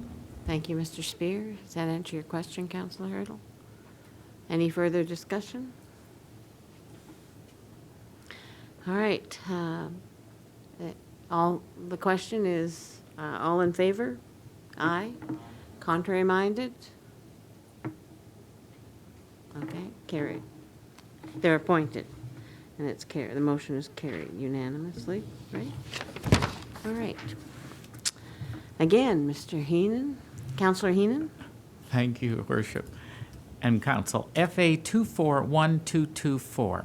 Cancellation of regular council meeting for Monday, December the 16th of 2024. As per bylaw number 23-06, a procedural bylaw for the organization and operation of council of the Town of St. Andrews, a motion needs to be approved by council to cancel an upcoming meeting. With the majority of council business being able to be concluded on December the 2nd, 2024, it is recommended that council motion to cancel the regular council meeting for Monday, December the 16th, 2024. If there is a need for an additional meeting, it will be struck by a special council meeting. And the action motion is that the Council of the Town of St. Andrews cancels the regular council meeting for Monday, December the 16th, 2024, as per bylaw number 23-06, procedural bylaw. And Your Worship, I so move. I have a seconder, please. Councillor Gomichel. Further discussion? Mr. Spear? Thank you, Worship. Just be easier because the CEO or clerk don't get comments at the end of the meeting. So for our next meeting to pass those resolutions for the reserve funds, we're talking Thursday, the December the 19th. We'd like to do it at noon if we could get a quorum, but we could do it at 5 or 6 o'clock if council prefers. We're open. Thursday, December the 19th. Is what I'm putting on the table for a special 12 noon? meeting. But if that doesn't work for people, we can bump it later. And we could do it by email just to confirm what people's availability. But that's what I'm suggesting for now. Councillor Weir? Just a suggestion, I don't mind dropping down on that date. Doesn't bother me, but I do think our bylaws allow us to hold a meeting by Zoom, so Through your worship, that they do, however, it's Special. we would still have to hybridize it, so there would still have to be an opportunity for council to appear in person and via Zoom. So we would still host it here at the council chambers, but if the majority of council was via Zoom. Paul and I keep each other good company, so we can meet here in case they cancel. Is that all right, Council, for Thursday, December the 19th, around noontime, special meeting? Will it Did be you just show here a in roll of Chambers? hands? Will it be here in Chambers? Here in Chambers? Quick question. Uh, Sorry to interrupt. Quick question Yeah, on yeah. that. Why would we just not keep our regular meeting on the 19th and have that as the only one, the only motion? because I'll just be coming in from vacation, so it gives me a couple of days to make sure Oh, everything adds sorry. up. Okay. So yes, it's all about me. No comment.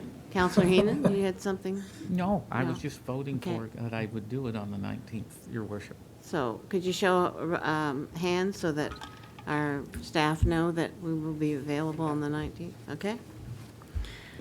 Thank you. All right. Sorry, Your Worship, I know I threw you for a loop, but, so that was just a general question, but we have to go back to the original motion to cancel the meeting on the 16th. Okay. You've had so a mover and a we seconder, did just have need a a mover and vote. second with Heenan and Gumashell. So now we need a vote, council. All those in favor? Aye. Contrary minded? Carried. All right. Moving right along, Counselor Neal, it's your turn. Yay. Thank you, Steve. Thank you, Deputy Mayor. This is reference number PWPS 241207. The subject is policy P-24-05, work alone policy for the town of St. Andrews. The background reads, under WorkSafe New Brunswick regulations, employers are to have a policy in place for staff working alone. To meet the regulations, staff have drafted policy P-24-05, which meets these requirements. If approved, senior staff will provide training to all staff members so they are aware of the policy and the steps to take when working alone. So the motion reads that the Council of the Town of St. Andrews approves policy P-24-05, work alone policy for the Town of St. Andrews, and I will so move. Seconder, please. Counselor Bennett. Further discussion, council? Counselor Harlan? Just a question in terms of how the training happens. Is it in-person training, or are staff required to read the policy? How does that happen? Through Your Worship, so we will do in-person training. All staff will receive a copy of the policy. We'll walk them through the policy and different scenarios that could occur so that they understand what they need to do and what processes. Great, thank you. I'm just concerned about the integration of the information. I think it's better if it's done in person. It's a very important policy for all staff to be aware of. Thank you. All right, any further addition, discussion? If not, we will move to the question, right? All those in favor? Aye. Aye. Contrary minded? Carried. I just have to read the name of this? No, nothing, okay. Good, good. We're moving right along. All right, what, sorry? Yep, I've got page 134, and it's the background staff report. So is that you, Mr. Knopper? Or Mr. Spear? So, thank you. Thank you, Council. So just as a really brief summary is that we ran into issues in the licensing permitting, if you will, on the federal level with the fill-in required for the wharf. And we were left with the decision about whether to scale back the project or to proceed with mitigation. Now, the mitigation we knew was going to have a cost that we've been playing with numbers. The problem is if we scale back the infill, it actually has an effect on the project because we've been talking that it's some Market Square, but a lot of the infill is being used to support the new wharf structure. And so the additional cost of bringing in concrete and steel piles, if I remember, is $1 to $1.5 million. So we'll say $1 million to $1.25 million in order to not use infill and increase more structure. So we came across through somebody in the community, introduced us to Ducks Unlimited, who does this sort of thing, and they did give us a proposal at the last, which you have in your hands. But just to say that their estimated cost of mitigation is, I think, I had $268,000 or $300,000.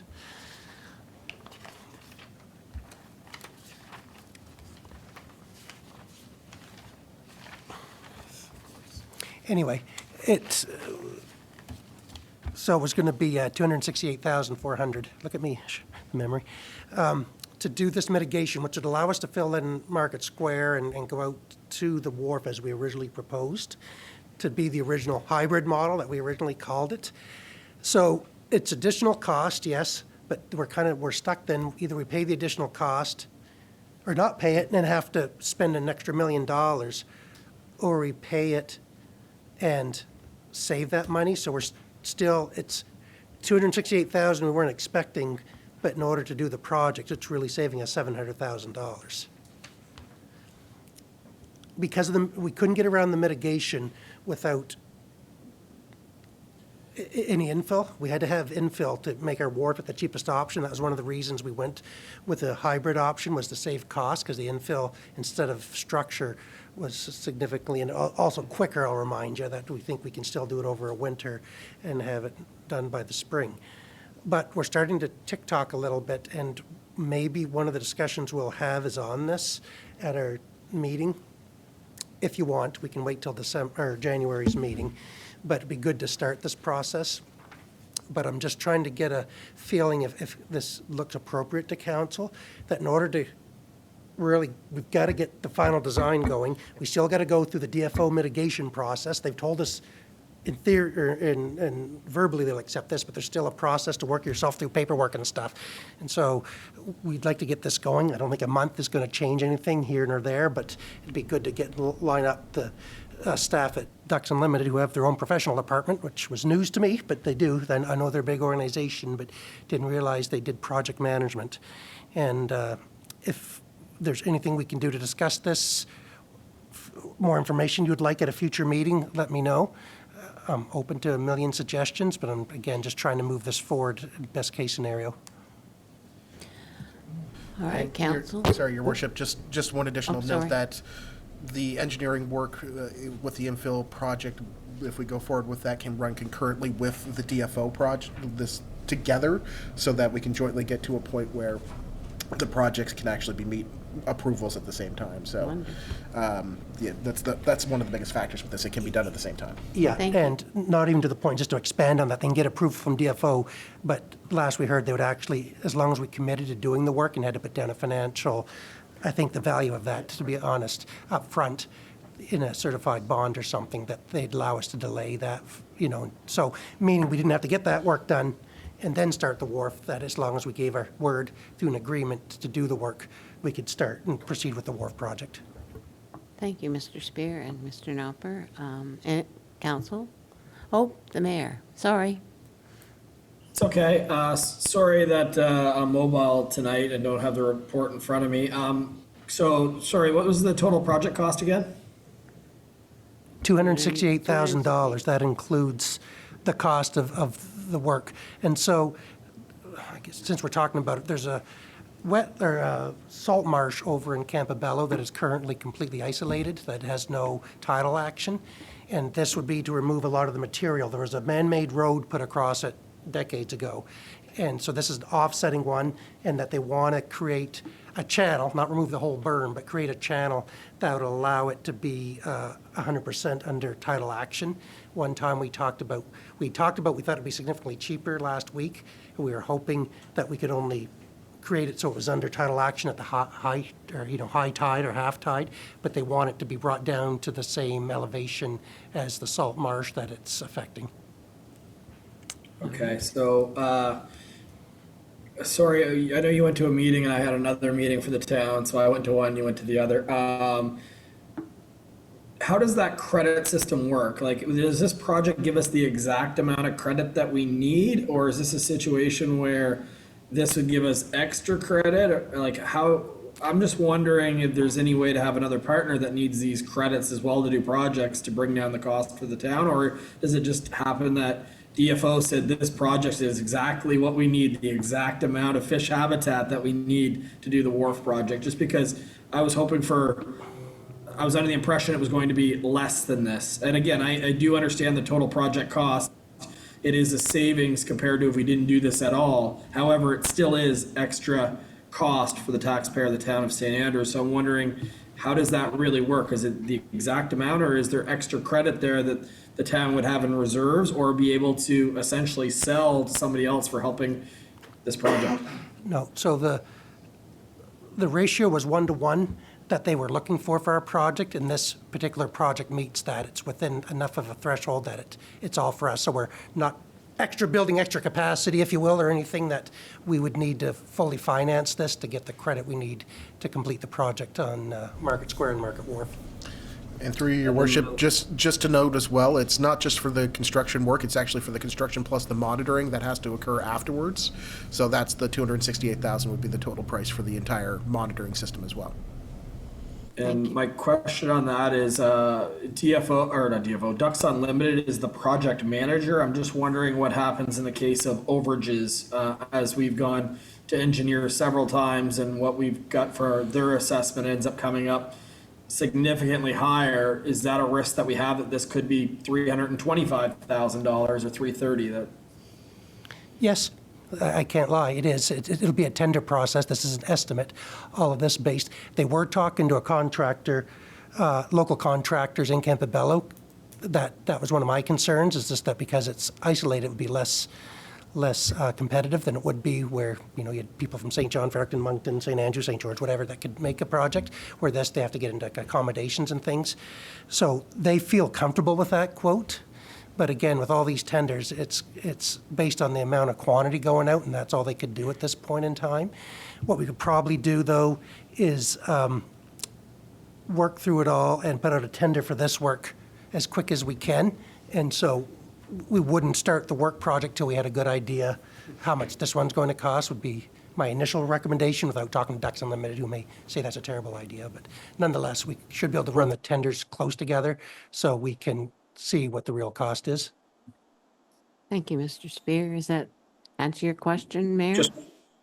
just one more comment. I just wanted to give a shout out to Mark Sorensen, who is an engineer that lives in St. Andrews. He, on his own time, has raised his hand since the wharf project got delayed to give advice, even on kind of the reasoning for why it was originally, I want to say rejected, but the whole habitat thing, he tried to find a workaround for us there. And then he's the one that obviously has put us in touch with Ducks Unlimited. So, it's just an example of a community member, getting involved for his community. And I really think that we need to acknowledge that.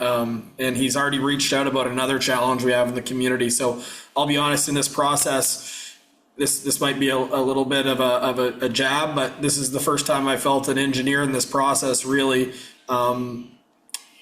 I guess you could say, put their heart and actually try to help the town of St. Andrews in this process versus make us feel like we're on our own, because that's how I felt for the last few months when it comes to engineer services. So here's a volunteer that's already done more for us. That's just my opinion. Thank you, Mayor. Any other people? Oh, Councillor Weir, sorry. I see you pointing. Yes, I'd like to echo what His Worship has said. I've dealt with Mark on a couple small things, and same thing. He just he opens his bag of knowledge and passes it along, and it's done in a very congenial and helpful manner. I think we're looking at a situation similar to what they had in Oak Bay many years ago with the wasn't flushing properly through the culverts. But there is one of the major local contractors in Charlotte County does live in Campobello, so we may be able to get a decent price. But I'm like you, it still irks me that the engineers should have. We even told them about it, and they still wouldn't accept it. So, but Mark does deserve a lot of credit. Thank you, Councillor Weir. Councillor Neal. Thank you, Deputy Mayor. The approach to this is something that I've been kind of wrestling with. Again, obviously, environmental protection, habitat restoration are very high on my list of things. But logistically, the approach suggested here to me is not one that I'm really in favor of. Basically, what we're being asked is to spend taxpayer dollars on restoring a habitat in a neighboring community so that we'll be allowed to infill habitat in our own community, which that logistically I have a problem with. It's not something I can really wrap my head around. Honestly, the whole thing feels a bit like environmental Yeah, like blackmail, environmental blackmail, we'll say. Again, when this came up to us, when the engineers brought this forward, they did come with another option, which again is going to be more expensive. But from what I recollect from all the public meetings we had, when we were putting the original wharf options forward, the option that we did choose the hybrid model, primarily I think was chosen based on cost. I think if cost wasn't an option, the model that the engineers have actually come to now, which doesn't require any mitigation, was the preferred option. It is what, traditionally looks more like the wharf we have now. The other issue I would bring up again would be the monitoring of this. I have worked in a few areas where this has been done. And the fact that they want to open up a portion of this man-made road, that really leads me to believe that, again, it's going to be an ongoing project. It's going to continue to silt over and fill in naturally. So this is not, in my opinion, this is not going to be a one-time cost. I can see this having to be dug out numerous times. The example I can think of in Nova Scotia is, again, it was a saltwater marsh that was isolated, had a hole punched through it during a hurricane, and they excavate it yearly to keep it operational. So again, just for those reasons, I don't think it's the best option for us. Again, I'm not a fan of, infilling habitat to begin with. But the fact that we're being asked to pay to restore habitat in another community simply so that we can infill our own is something that just environmentally, politically, and ethically doesn't sit right with me. So thank you. Thank you, Councillor Neal. Any further discussion, Council? What are our options now? Mr. Spear, when do you need a firm answer, through your worship? Well, I was hoping to have it this month. We can probably, well, again, it's the DFO permitting can take quite a while. So if we don't make a decision until January, it could push us. Now, we are still talking till December or October. So as we learned the last few years, that time really comes up on us fast. I know we're getting to the bitter end, so I can talk to everybody and see if we hold off by a month, if it's going to make that big of a deal, or we can hold a special meeting later this month to focus harder on this, and maybe Ducks Unlimited would be willing to come in virtually to discuss it with you. Mayor Henderson? Yeah, Councillor Neal's comments were, they're really good. I appreciate them. So DFO is the one that approves this project. Ducks Unlimited is the one that manages it. But just to be clear, we do have to pay the monitoring. We're aware of that. But if the monitoring says every year that this needs to be basically dug out, is that the assumption that we have to now dig this out in another community every year? I'd have to go back to them and find out what the agreement looks like with, I can't speak to it. I'm assuming Councillor Neal is right in his professional experience, but I can't speak to that myself. Let's, if you don't mind, through you, Deputy Mayor, if we don't mind digging into that, just to, no pun intended, if we don't mind looking into that, I think that's a major concern, because this could end up, costing Us yearly.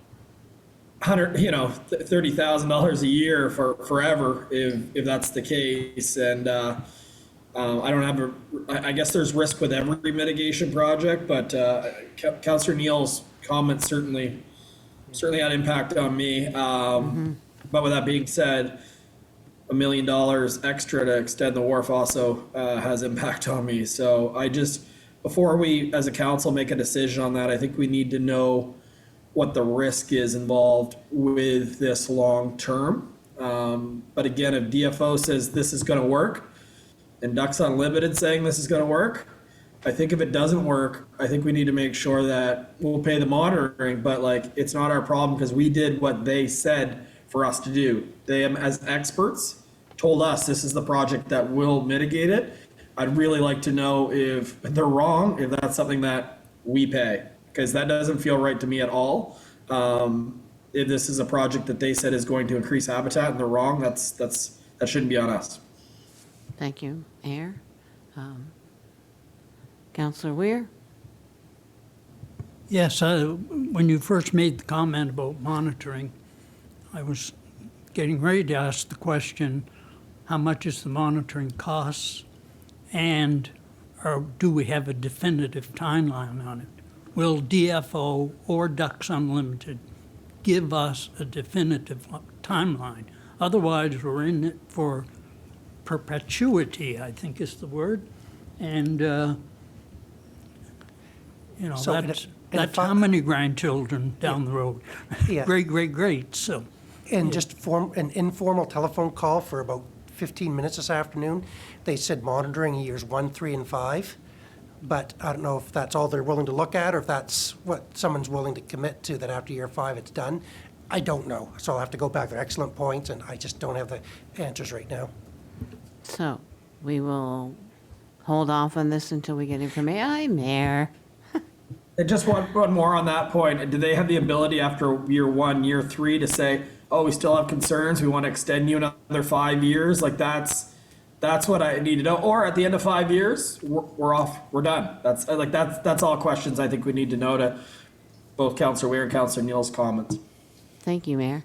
Mr. Spear, you're going to check into that? Yeah, there's no motion required. It's just an update anyway, Okay. just to bring the newest information to you in the Thank town. you. Thank you.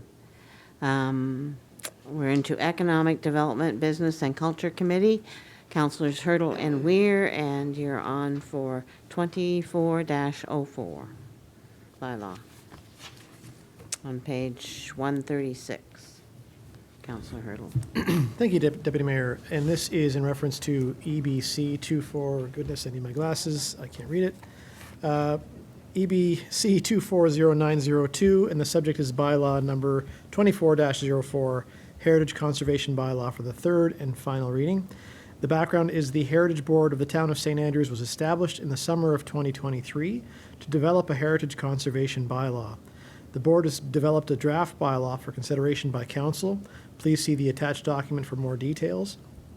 The bylaw process is as follows. There was a public hearing of objections on October 1st, 2024. The first reading was November the 4th, 2024. The second reading was November the 18th, 2024, and the third and final reading is today. There are 2 properties that have been requested to be removed from the bylaw designation. That's 144 Carlton Street and 94 King Street. The first motion before us is the Council of the Town of St. Andrews removes the designation of 144 Carlton Street as a local historic place, and I so move. We need a second, Councilor Heaton. Discussion, Council? Oh, sorry. We need a seconder. We've got Councilor Heenan.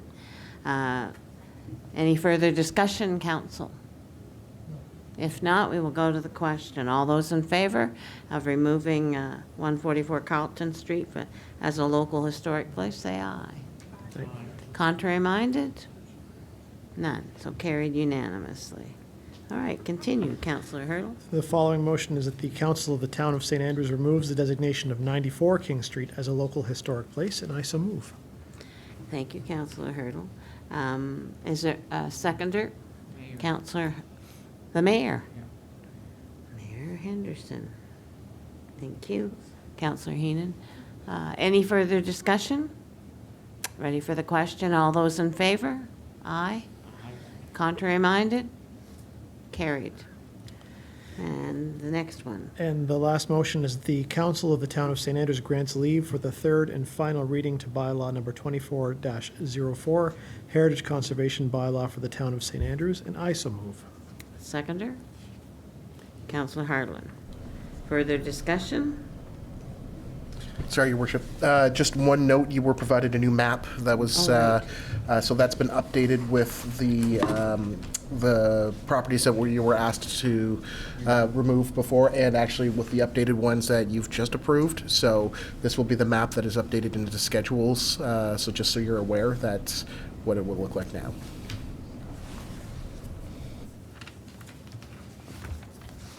Thank you, Mr. Knopper.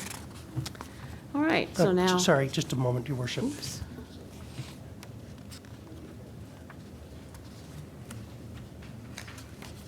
Yeah, we probably should have, just because it was added to the package after, you should have an amendment that the We adopt map the will be, map. yeah, that the map will be updated before you accept. We need an amendment to add the map.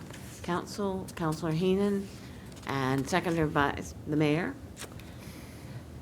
So the amendment is that we adopt this map for the Bylaw bylaw 2404. 2404. So all those in favor? Aye. Contrary minded? So the amendment is carried. Now for the original motion. So for that, the Heritage Conservation Bylaw for the town of St. Andrews be accepted. All those in favor? Aye. Aye. Contrary minded? None. So you carried unanimously. That's done. So now we need to read it just by the title. Correct? I'm getting better. All right. This is for bylaw number 24-04, a heritage conservation bylaw for the town of St. Andrews. And I don't have to read anything more except for to say that this was done on the first day of December 2020. Second day. Second day of December, lost a day, 2024. Thank you, council. It's passed. Yay. And the map has been amended. Right, now, next. All right, so now we're on to courthouse. And it's... Page 147, Page Council. 147. Just gotta get there, 147. Okay. And it's Mr. Knopper's name at the top for the discussion, or Mr. Spear. Who's doing it? Oh, I'll do it. Thank you, Your Worship. So, Council, you did have a meeting with the Civic Trusts approximately a month ago in regards to their 129-page report as outlined. You had a number of questions that have come back to you through a summarized document and a letter from the Civic Trust. Essentially at this time, I mean, council can debate further what you would like to do, but the proposed next steps are to look at a building condition report from a structural engineer and to potentially look at an architectural design and material takeoff study. As noted, that you're looking at approximately, in the short proposal, the first ask is for about $80,000. And they wouldn't, that's more about information gathering and analysis of the building and the next steps. But they have provided you a timeline of opportunities for what they're suggesting. But really, council, it's up to you to debate and decide what direction you would like to give staff on the courthouse and what you would like to do for next steps and willingness. So staff are still waiting for a response back from the funding partner as in regards to the extra funds that we have left over from the courthouse project for the roof. That was the painting for the courthouse. So hoping to hear some information back on that shortly, but until that time. Yeah, and I was just wanting to reiterate that it was brought, Civic Trust has made a presentation, brought a couple of documents to us. You may not be in the position to make a decision tonight, but if we'd like to at least bring it forward for at least discussion, if it's not tonight, probably in the next... In January, we can have a separate meeting or something if you like, but we just kind of want to know, Civic Trust has put the time in, or asking about kind of what's next, and so we're just saying, what's next from council? So what direction would you like to give us on this particular initiative? So, council, what are your suggestions? And Mayor has his hand up. Yes, I'd recommend, council, that we have a meeting just on this topic. The members of the Civic Trust have put in a significant amount of time into this proposal. With that being said, I certainly would only want them to proceed if it had the supportive council, for them to go out and get funding and us to decide that we don't want to pursue that or something like that, it's just not fair. So I think we really need to make sure that everybody is aligned to if we want to go ahead with this or we want to go in a different direction. And I don't think after passing a budget and a heritage bylaw and everything else after 2 hours, we're going to give it the justice that it deserves. So I do think it requires its own special meeting or work session. Thank you. Is that your wish, council? Are you making that as a motion? You don't have to make it as a You don't have to have a motion. motion because this is just We'll a take it as direction and bring it. direction for staff, correct? All right. So staff, you're directed to do that.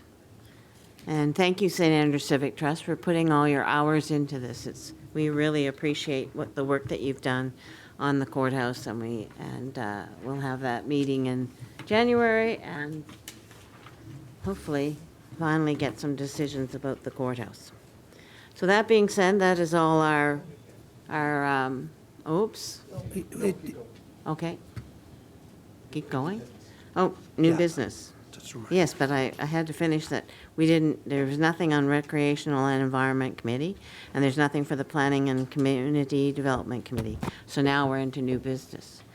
And we have Councillor Weir's Yeah. Discussion on the appointment discussion of on the new engineers. engineers. Okay. Councillor Weir? Well, when I saw the appointment of the auditor, I know some municipalities appoint an engineer. We've gone through quite a year with respect to engineering, and I know some of the councillors here have talked to me about it, and I'm very disappointed. I don't know whether we're going to get any discounts on the extra work they generated for themselves, but I would certainly hope we would. You know, they were told point blank in April by myself and Councillor Blanchard that they needed an EIA, and they just didn't react. There was no reaction whatsoever. And they continue to do work on the trail. They misestimated the quantities. Now, I'm not an engineer, but I know how I would have estimated it, but I don't know how they did it, but they certainly missed the point by a lot. And fortunately, we did have funding for a lot of that, but I'm sure it still cost us engineering fees and it cost us money. So I think we do have to have a very serious discussion with our engineers. If they're going to continue to provide services to us, they've got to do it at a higher level than what they are now. And they have to be more aggressive, and they have to be more cost conscious. Again, we're back to fiscal responsibility. And I just feel it's something that should be on the agenda. I think it's something we should discuss, whether it's in closed session or open council. I'll leave that up to the clerk to decide. And I'm not shy about saying what I think about it. So that's all. I just would like to get it on the table and get it addressed. Thank you very much. Thank you, Councillor Weir. The mayor? Yep. Let me speak. I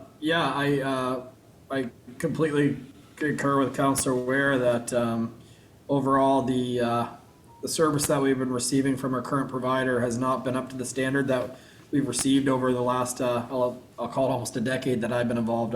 There was a key member that retired. I don't know if it's related to that, but the service that we've been receiving as a municipality has not been consistent with what we've received in the past. So I think having that sit-down meeting with them on it and then reporting back to council would probably be the best. I don't think we're in a position to appoint anyone, obviously, today because we haven't met with anyone else, but I completely concur that that we are paying a significant amount of money, and that amount of money does deserve a certain amount of, I'll even call it customer service, that we're not receiving today. So, yeah, I'll take that back if that makes sense to council. Mr. Spear, does that make sense to you? We'll have a meeting with them and just find out if this is kind of the status quo, or do they feel like could improve our services again, or is this just, again, something you want to hold the contract up? And then what we could do is also call and obviously look around to see what other options we have. Mr. Spear?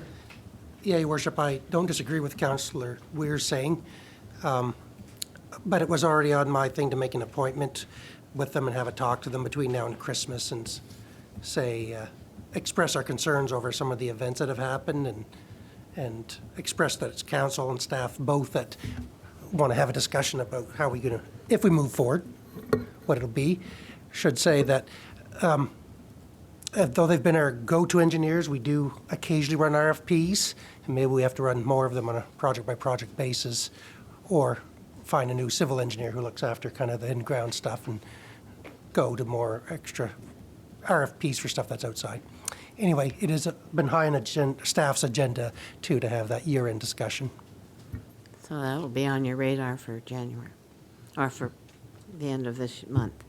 Thank you very much, Mr. Spear and Ms. Councillor Weir, for bringing that forward. Any other new business?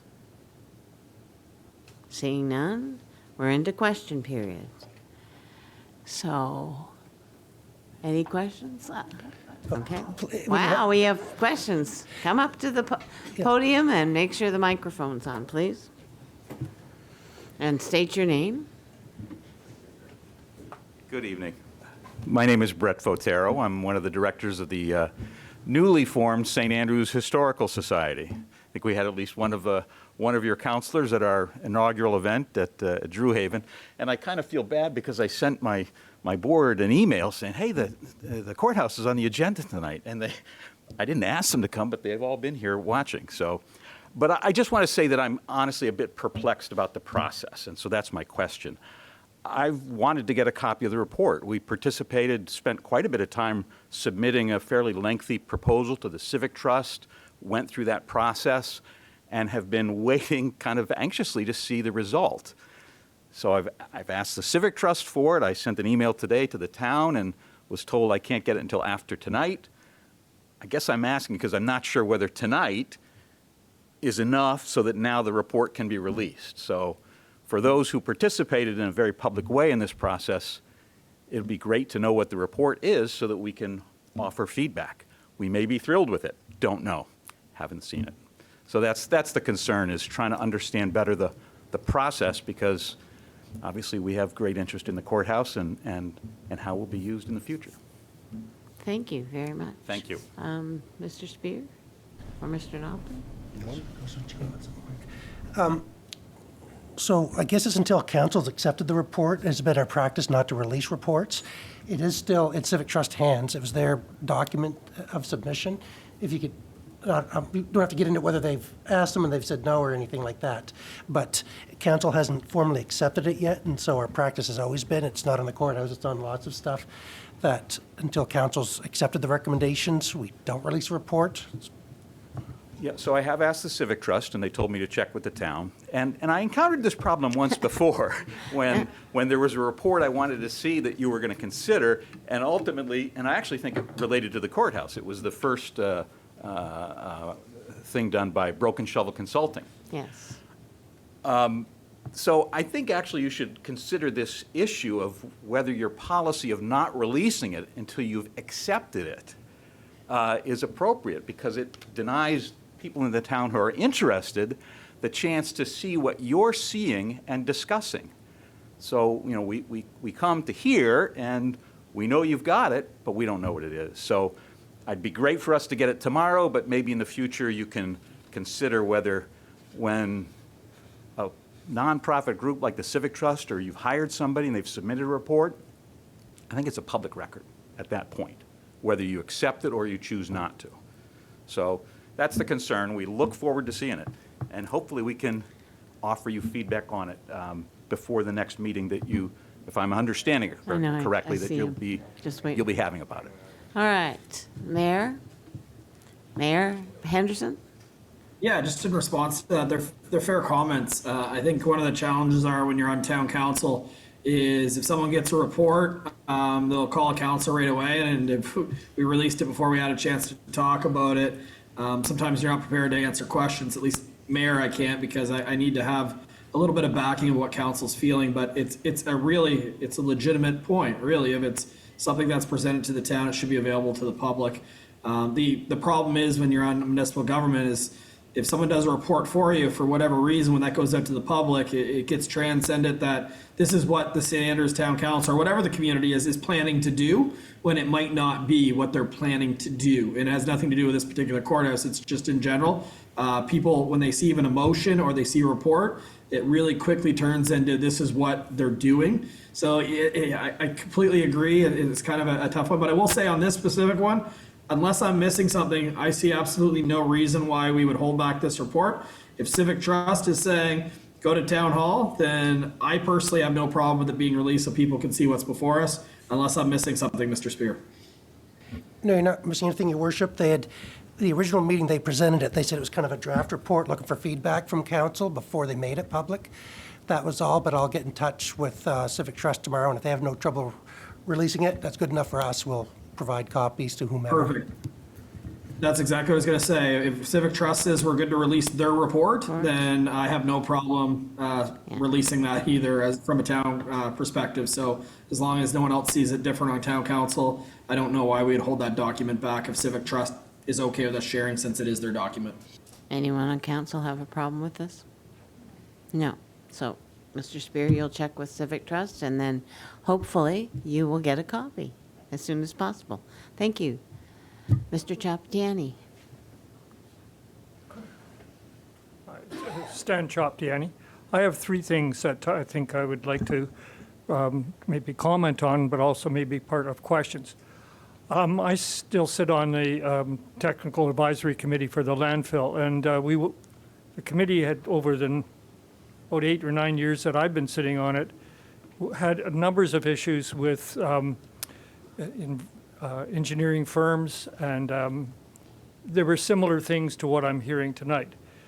Collectively, the landfills in New Brunswick hired a consulting engineer, and it seems to be working quite well because it's a he in this case, is independent, and it gives advice.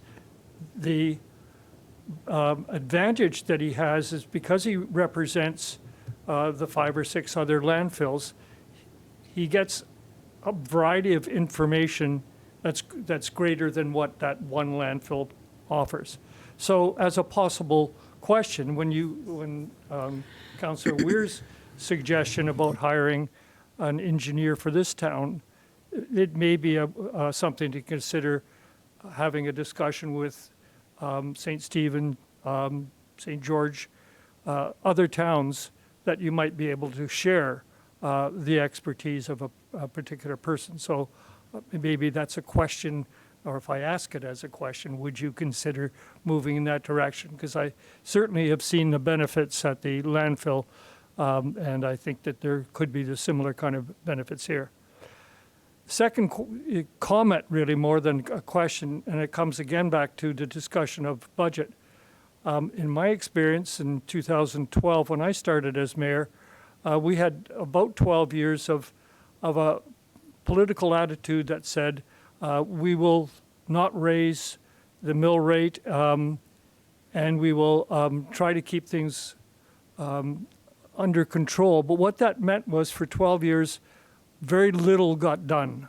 And there was people who thought that was wonderful because the financial aspect was good, but nothing got done.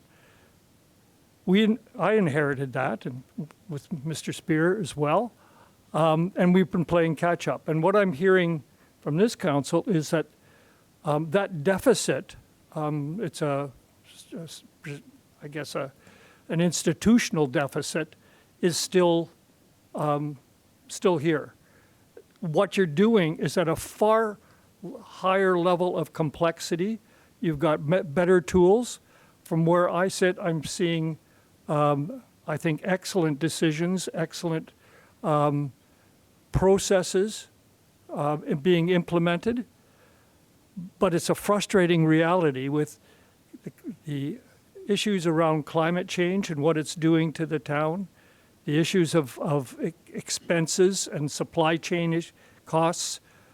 Those are things that are far exceed what the town is ever going to be able to be capable of to pay for the things that you would like to be able to do, the 1.5 million in paving, et cetera. So really, it's a comment to commend you that I think there's excellent consideration of trying to be financially responsible, but there isn't a simple answer. But I can tell you from what I've seen, you're doing a great job. The third thing I wanted to say is, because I think this gets on TV, and you people need to be able to understand that people in the community appreciate the time that you're putting in, the efforts that you're putting in. You get a little bit of money, more than what I got, but you get not a lot considering what you do. And as a member of the community, I wanted to thank you for the hard work that you do. And and you do it in a way that I think is pretty impressive. Thanks. Thank you, Mr. Chopdani. Anybody else? Sure.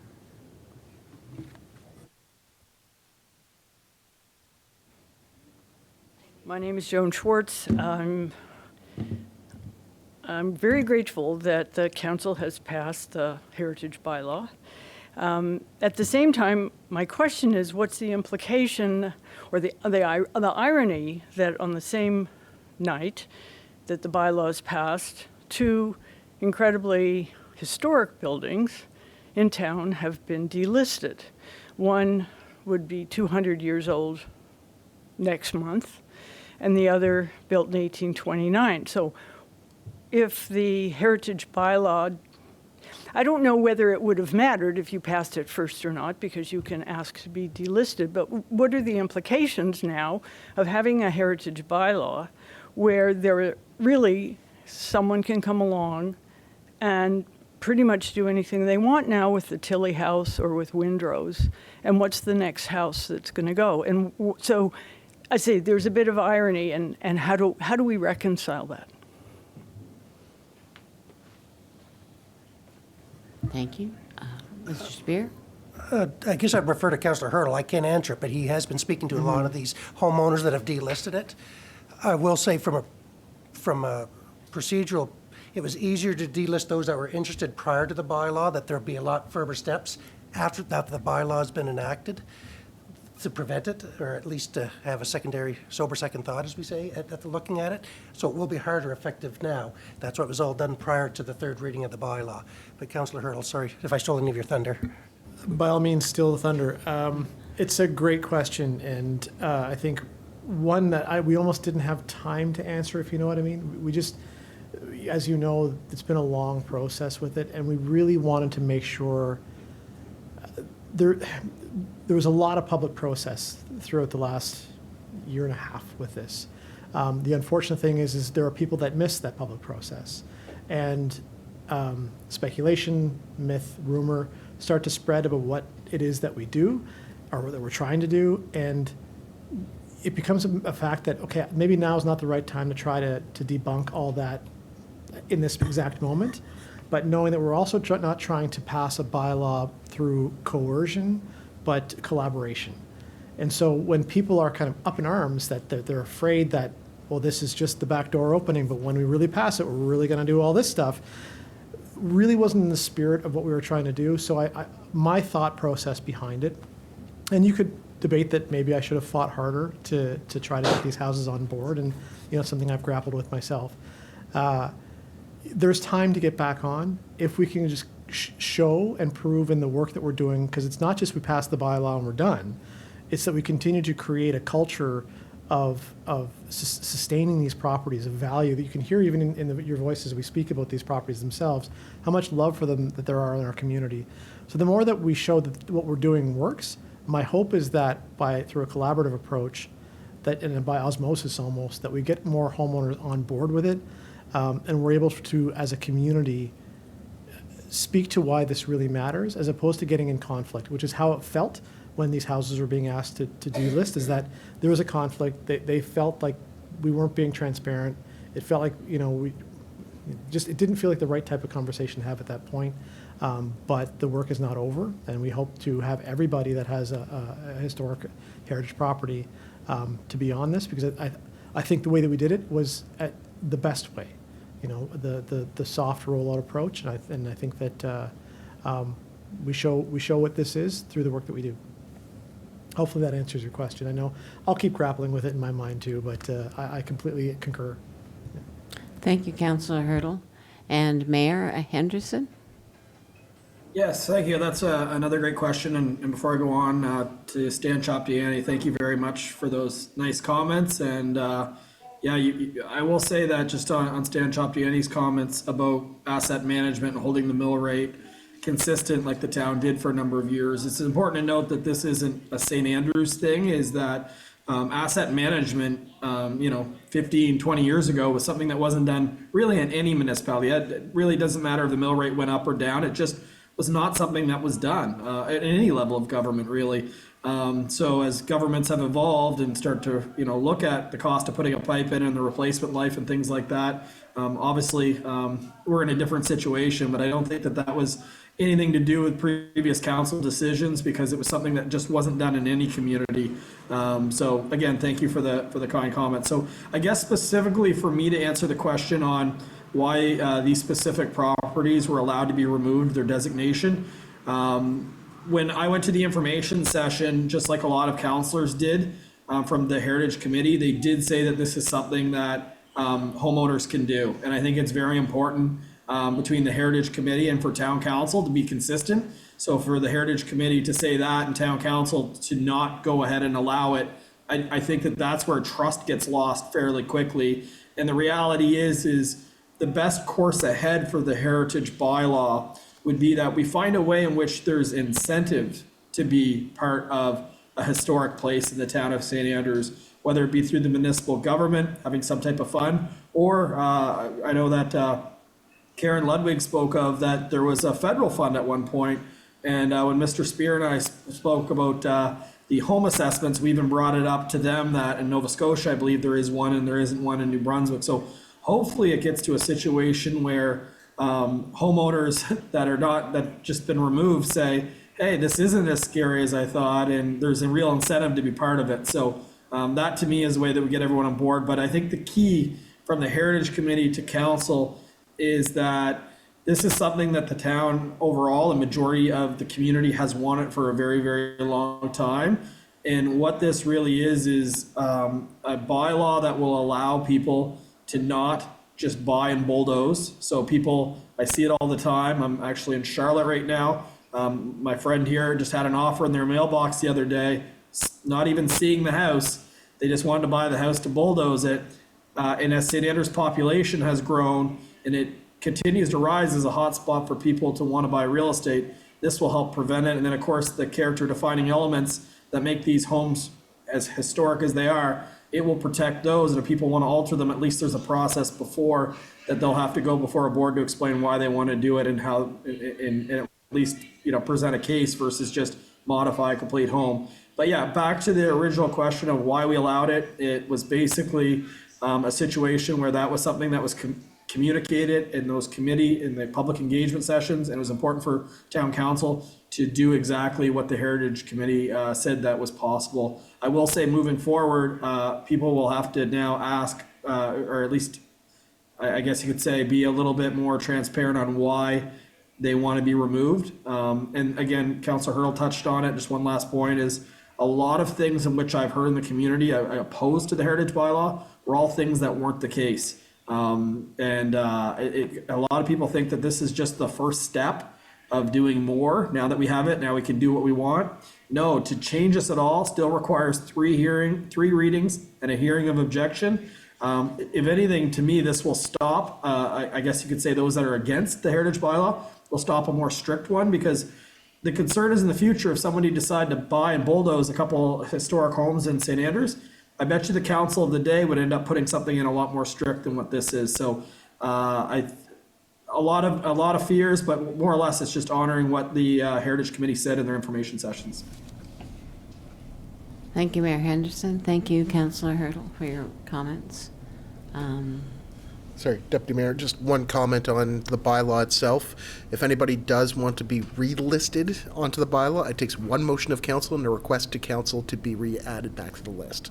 So it doesn't have to change the bylaw, it's only a scheduled list change. Thank you, Mr. Knocker. Any further, question? I came to support, I'm a director on the St. Andrews Historical Society. I came to support that. And I'm also a heritage homeowner, so I came to look at that. But I have something completely out of left field that I thought I've been thinking about recently. I have a large front yard, and I've raked a lot of leaves off that yard. And I put those leaves in bags. And those bags are from trees that are chopped down to create the paper bags that I'm putting the leaves that are falling off my trees to put somewhere at a dump that the town has. And I know that we have a vacuum truck that I hear every rainy day go around and clean. I live on a sidewalk and I hear them cleaning the debris at the edge of the sidewalk. And correct me if I'm wrong, and I may ask Chris, that has a vacuum in it, does it not? And that would it, in some municipalities, what they do, you own the culverts. You own the portion of my property that is a culvert.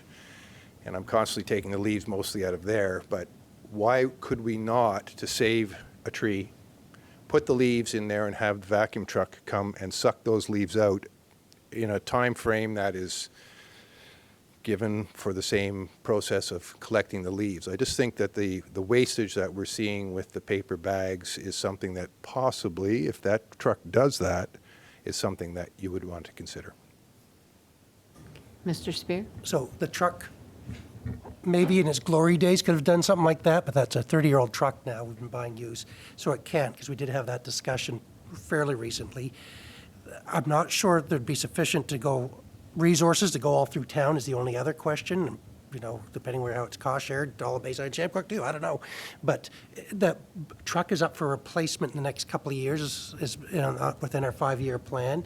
And so we'll take that under advisement and have a discussion about what it can do. And if we pay an extra X amount of dollars to get the capacity to be able to handle those, can we? Thank you, Mr. Spear. Thank you, Mr. Welk. Any others? Okay, that brings us up to councillors and deputy mayor's comments. Well, it'll be the mayor's comments tonight. So, Mayor, do you have anything you'd like to say?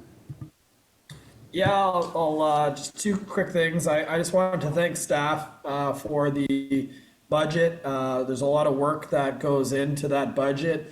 It's quite a process, and obviously through reform and everything, a lot of the comments aren't directed towards staff. It's more to the process that we've inherited. So thank you, Mr. Spear, and your entire staff for the amount of time you put into that budget. It does not go unnoticed. We are lucky to have someone, especially to your designation, that makes this process as easy that is. And it definitely is something that all levels, no matter if you're got a lot of experience with budgets or you've had limited just through town itself, it makes it something that everyone can understand. So thank you for that. And then I just wanted to congratulate the Heritage Committee, the one that actually put this bylaw together in Town Council. You officially have done something that literally has been 50 years in the making.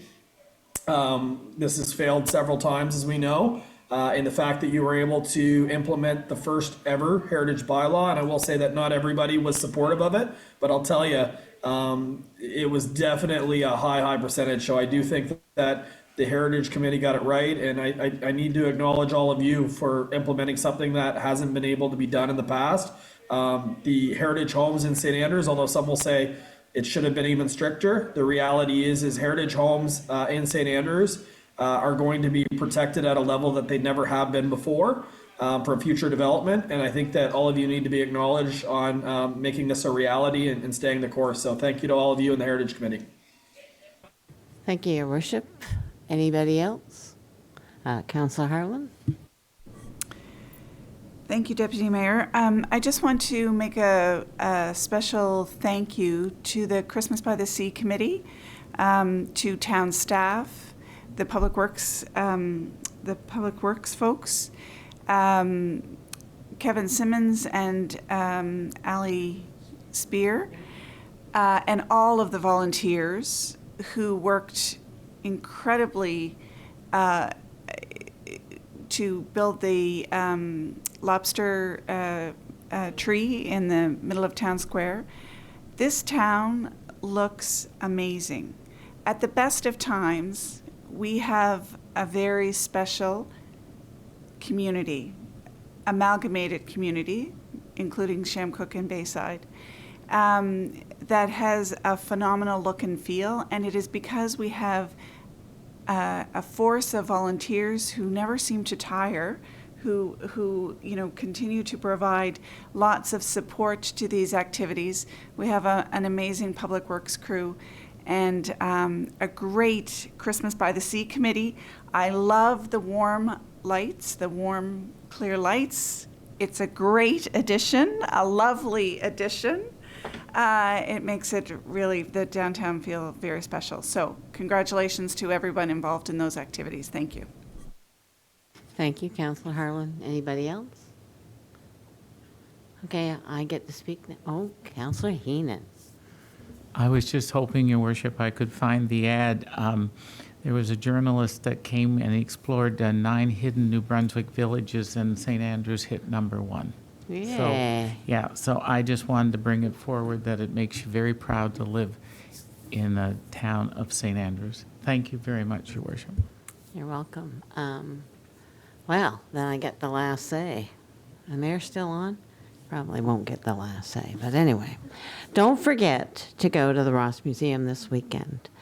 We lost Carrie Cross this year, and I think it's going to be a wonderful opportunity to go there. There's many days, and Mervyn and Austin and Norma, they've all worked well as their staff. The staff has helped out, and the boys. We always have that great town crew that help out in any situation, and they're still doing it. The other thing I want to mention is that the Anglican Church is having a Christmas dinner on Christmas Day for those of you that don't want to cook a turkey and would like some social time with a whole bunch of people. Go to the Anglican Church and have some turkey, ham, whatever they're serving, and a meal, and share in their time of socializing. They're doing a great job for Christmas, and as Councillor Harlan said, our town looks spectacular, and we couldn't do it without the volunteers that are there, and Kennedy House, who opened their doors for the sing-song and hot chocolate and everything. It was really phenomenal to see the light display, as you said. Nice to see the lights actually went on at the same time. So that's a great thing when we can do that as a town, and to the staff for providing us with the assistance. So thank you again very much. And I think we're going into closed session, if I believe. We are, Your Worship. However, I need a motion to continue. To continue? Yes, we're at 2 hours and 45 minutes. We're at 2 hours and 15 minutes. That's correct. So Councillor Neal is making the motion. Thank you for coming out tonight, all you people. And Councillor Bennett has seconded it. So we will continue to finish. Carried. All those in favor? All those in favor, say aye. Contrary minded? Carried. Mr. Spear. Okay, so we're going to give CHCO. Oh, thank you, CHCO, for all that you do too. You're hiding in the background, Flo, but we really appreciate you and CHCO. Now you need your motion to go into closed. Now we need to go into closed, so I need a motion to go into closed. Hold on, Councilor Heenan? let me read your motion. Oh, hold on. My motion is. So at 9:17 p.m., that council moves into closed session as per the Local Governance Act, Section 68(1)(f), information concerning legal opinions or advice provided to the local government by its solicitor or privileged communication between solicitor and client in a matter of local government business, and Section 68(1)(j), labor and employment matters, including the negotiation of collective agreements. What he said. We're going into closed session at this time, and I need a seconder. Counselor Harlan, from Counselor Heenan. So we give CHCO some time to, all those in favor, sorry. Contrary minded? Carried. Thank you. We'll give CHCO time to get out.